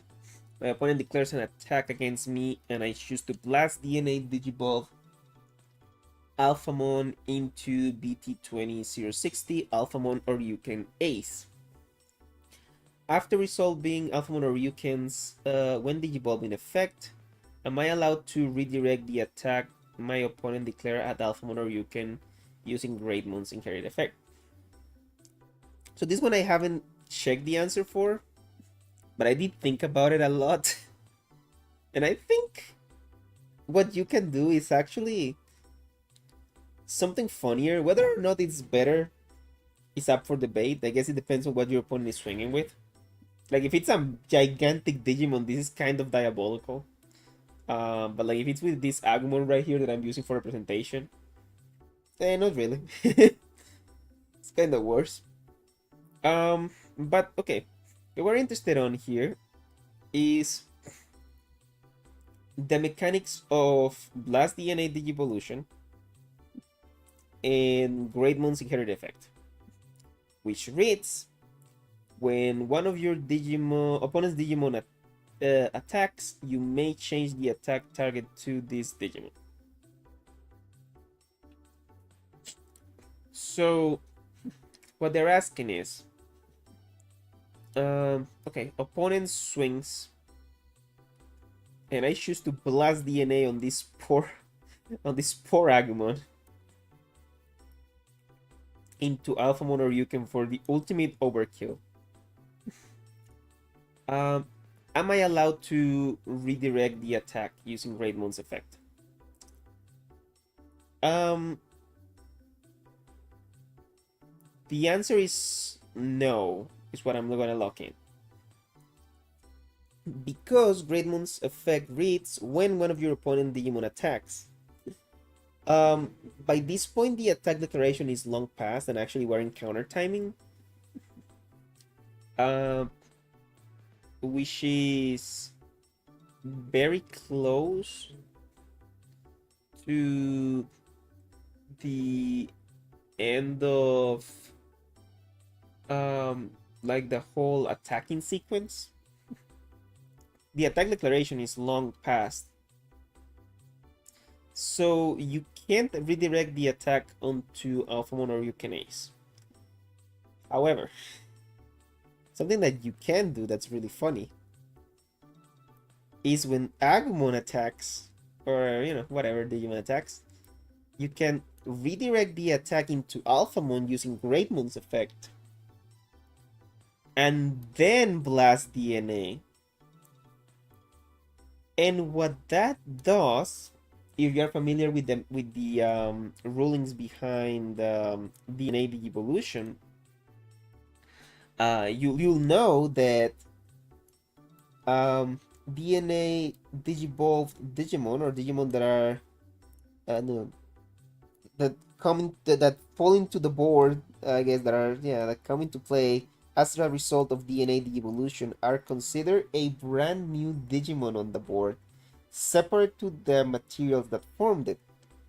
So what's happened here is that you've redirected the opponent's attack into Alphamon, but Alphamon is a Digimon that no longer exists on the board. It might as well be this. Oh, well, not that. That's... Oh, I went to... Sorry. It might as well be this. No, not that. This. Like, it might as well be this. there's nothing there that where Agumon was attacking. So that attack fizzles and it's completely wasted. If your opponent had like this big like game-ending attack that they were banking on, I mean they probably won't be attacking into an ace if that's the case. To be fair, especially or they may not attack into you if you can redirect the attack potentially.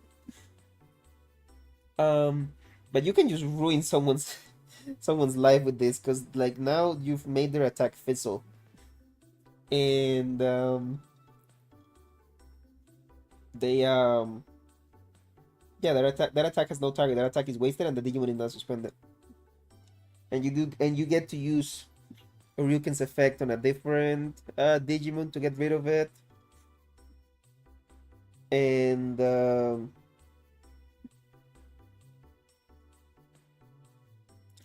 you even during your turn you even get to swing into the Digimon that they were swinging with if you're stronger. You know?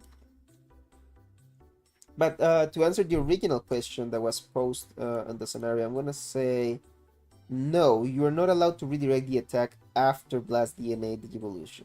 That is gonna be my answer. Because of this, the point on the attack that you are at that point. Yeah, there we go. No, counter timing occurs after Greatman's Chariot would have to be activated. Yeah, there we go. I kind of knew that was the case. I added that question because I thought I started thinking of the other anything else that you could do in that scenario, and I found that this was really funny. I mean, it seems really funny to me at least. Okay. I'm just gonna. I don't even know why I bother. Like, I'm probably never using this again, but number 13. Only 3 more to go, including this one. And this time it's only been 2 hours. Last time it was 3. But I think I would reach the 3-hour mark if I had 20, so yeah. Anyways, my opponent has an EX8 074 Medieval Gallamon on the battle area.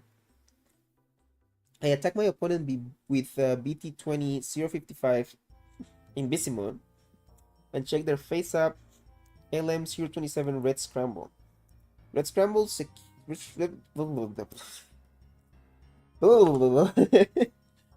Red Scramble's security effect activates, playing out a BT5007 Agumon. In what order do Invisimon's Your Turn effect and Medical Gallamon? That's a new that's Dr. Gallamon MD, huh? And Medieval Gallamon's all turns effect activate. Sorry, I need water. I've been talking for 2 hours and now my mouth is dry.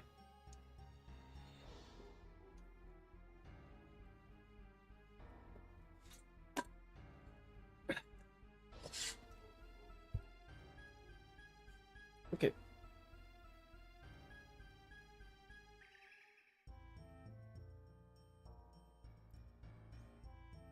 Sorry. Give me a second, sorry.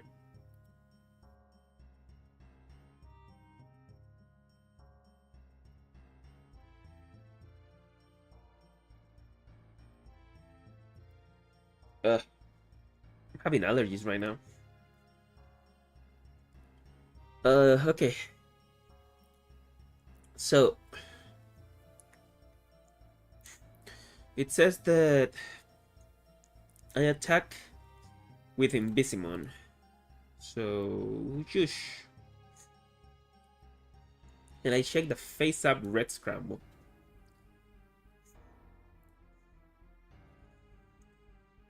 Now Red Scramble has a security effect, and we all agree that that triggers first. So Red Scramble's security effect activates, and then plays out. Whoops! I dragged the trash instead of that. I cannot reach Agumon. Well, there we go. We pulled Agumon out of the trash. Okay. Oh, I could have pushed it to the background layer, I think. That would have done it. Alright, whatever. It plays out Agumon, and then this is added to him. Right. Now the question is what triggers first? In Bisimon's your turn. When your Digimon check face up security cards, you may place this Digimon top stack card face up at the as the bottom security card. Or medieval Gallamons. Uh, when Digimon are played, you may active when the evolve in effect. Suspend a Digimon, then delete at 8,000 and then add at 3,000. Which in this case could easily eliminate Invisimon before it activates its effect uh, if that is how the order that resolves in. So which one is it? Also, where is the turning thing? I can't see it. Oh, there is. No, it's not. What? Oh, here it is. They moved it over here now.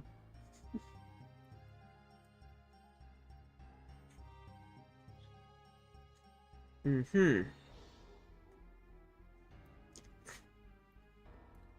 So let's think about it, I guess, the same way that we've been thinking about them all. Invisimon checked the scramble.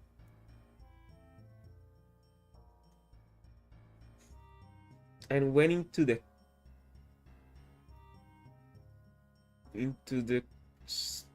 effect stack,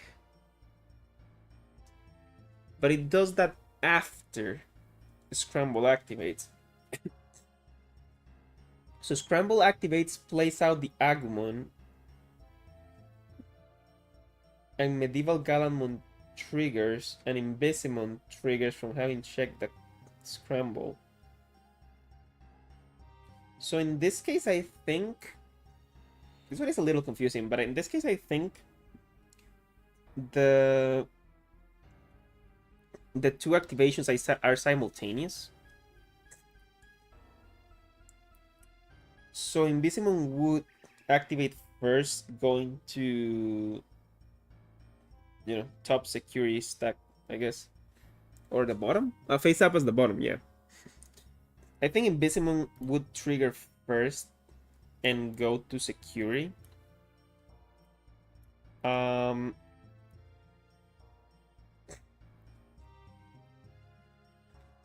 and go to security before Medieval Galamon can do anything about it. The separation here is done by the security effect of the option, which triggers with priority, and then the trigger for Invisimon to have checked a card, and for Medieval Galamon for a Digimon to have been played, happen on the next rule check, which it's a simultaneous trigger, which gives the active turn player priority, which means Invisimon triggers. That's my answer. Invisimon triggers first. Let's see.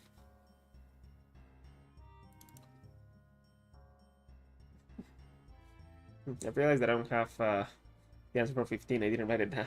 I have to look for it in a bit. Okay, what does it say?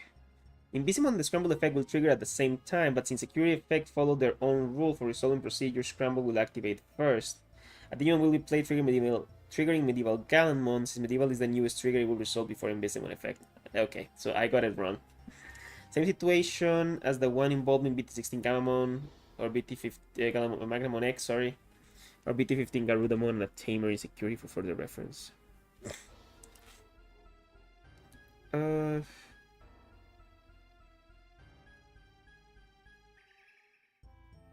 and actually somebody asked about the same scenario that I proposed. Which the security effect follow a different rule than regular effect regarding their activation only. They still trigger the same way. So in the scenario, Invisimon, your turn, any security effect will trigger at the same time.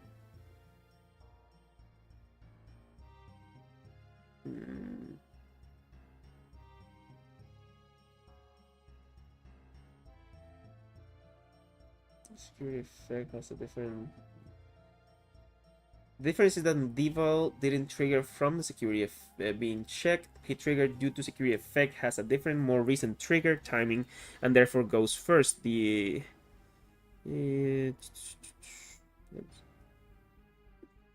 the door miss effect would activate before alpha noise. Yep. Okay. Well, okay.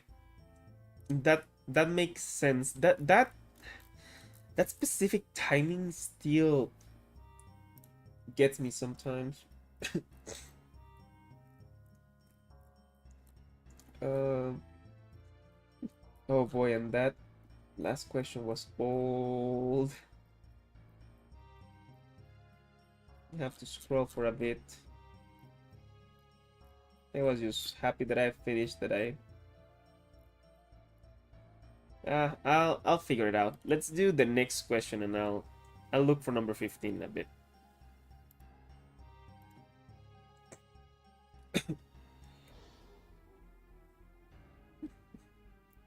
Um. Okay. Number 15. 14. Sorry. I have BT16 Tyrant Kabuterimon.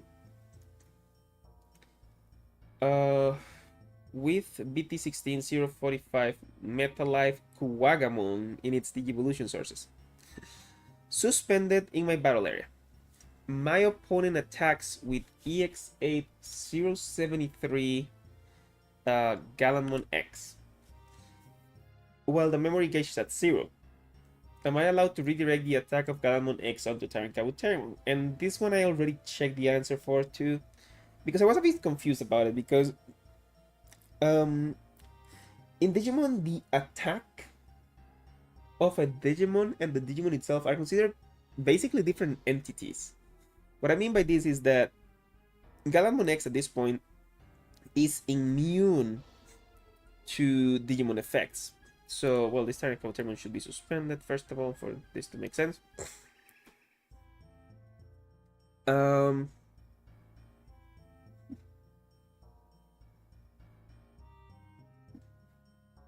Yeah, because Metal Life, yeah. Yeah, it should be unaffected, and it is unaffected by Digimon effects. But its attack is a different beast entirely. And I'm assuming this has something to do with like the way blocker is worded. Because you can still block a Digimon that is unaffected by Digimon effects, and that makes sense, right?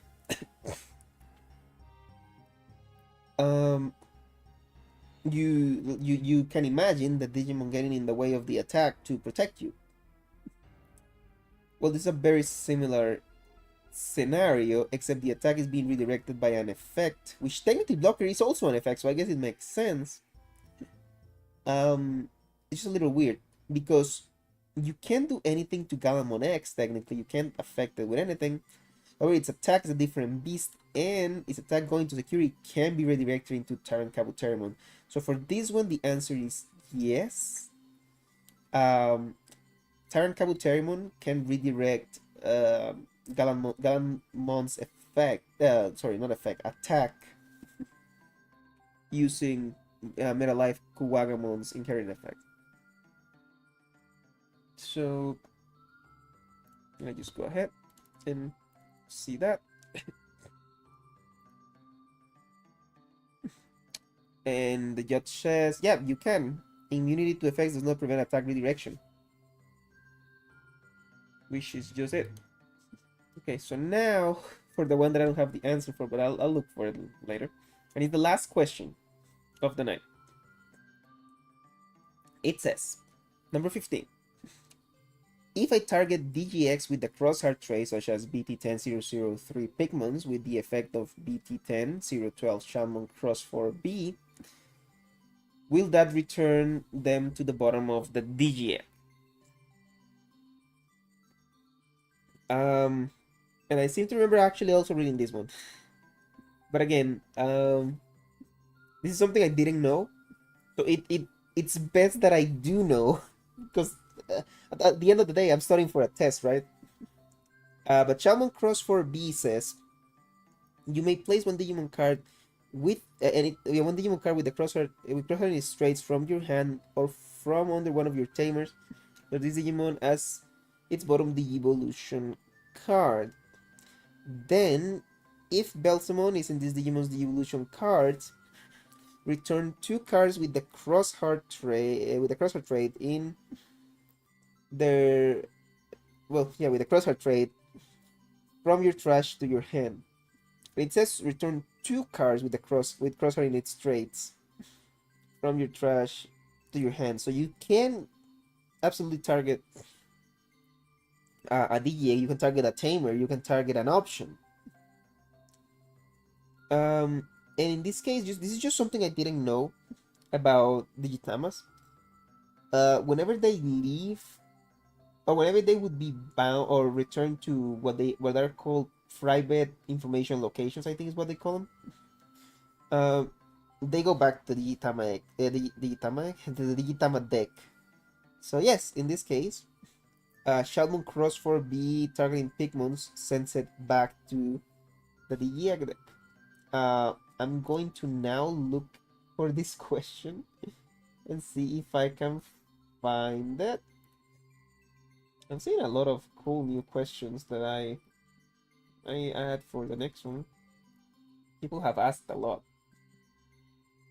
Um, but right now, let's see if I can find this one.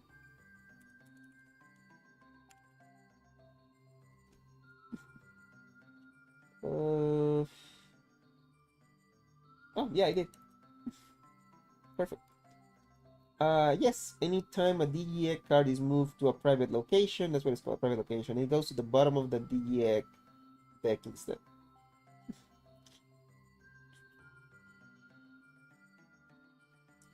So, there you go. I'm gonna save this one in my notes so that I have this answer linked. And yeah, I think I got a pretty good run today. I got, I think, 3 of them wrong out of 15.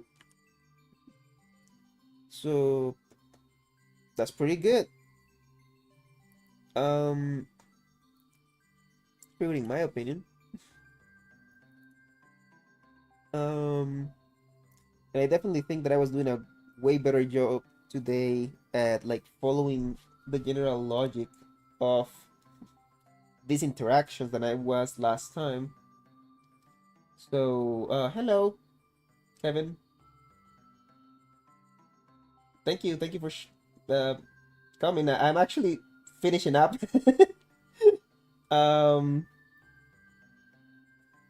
but I was just having a little study session. Um, what was I saying? I am improving, is what I was saying. Um,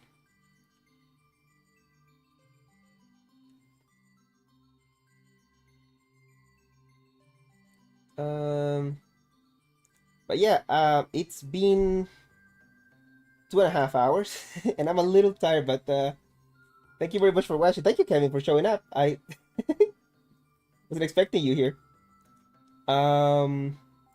I am going to see if I can prepare like 5 more questions for later down the week, and then prepare another 15 for next week. And see if I can, keep improving. See if I can pass that test. It'd be really nice to pass it in the first try. I don't want to have to get a do-over. Um, but anyways, thank you very much for everyone that's watching right now or in the future. I hope you have a good day.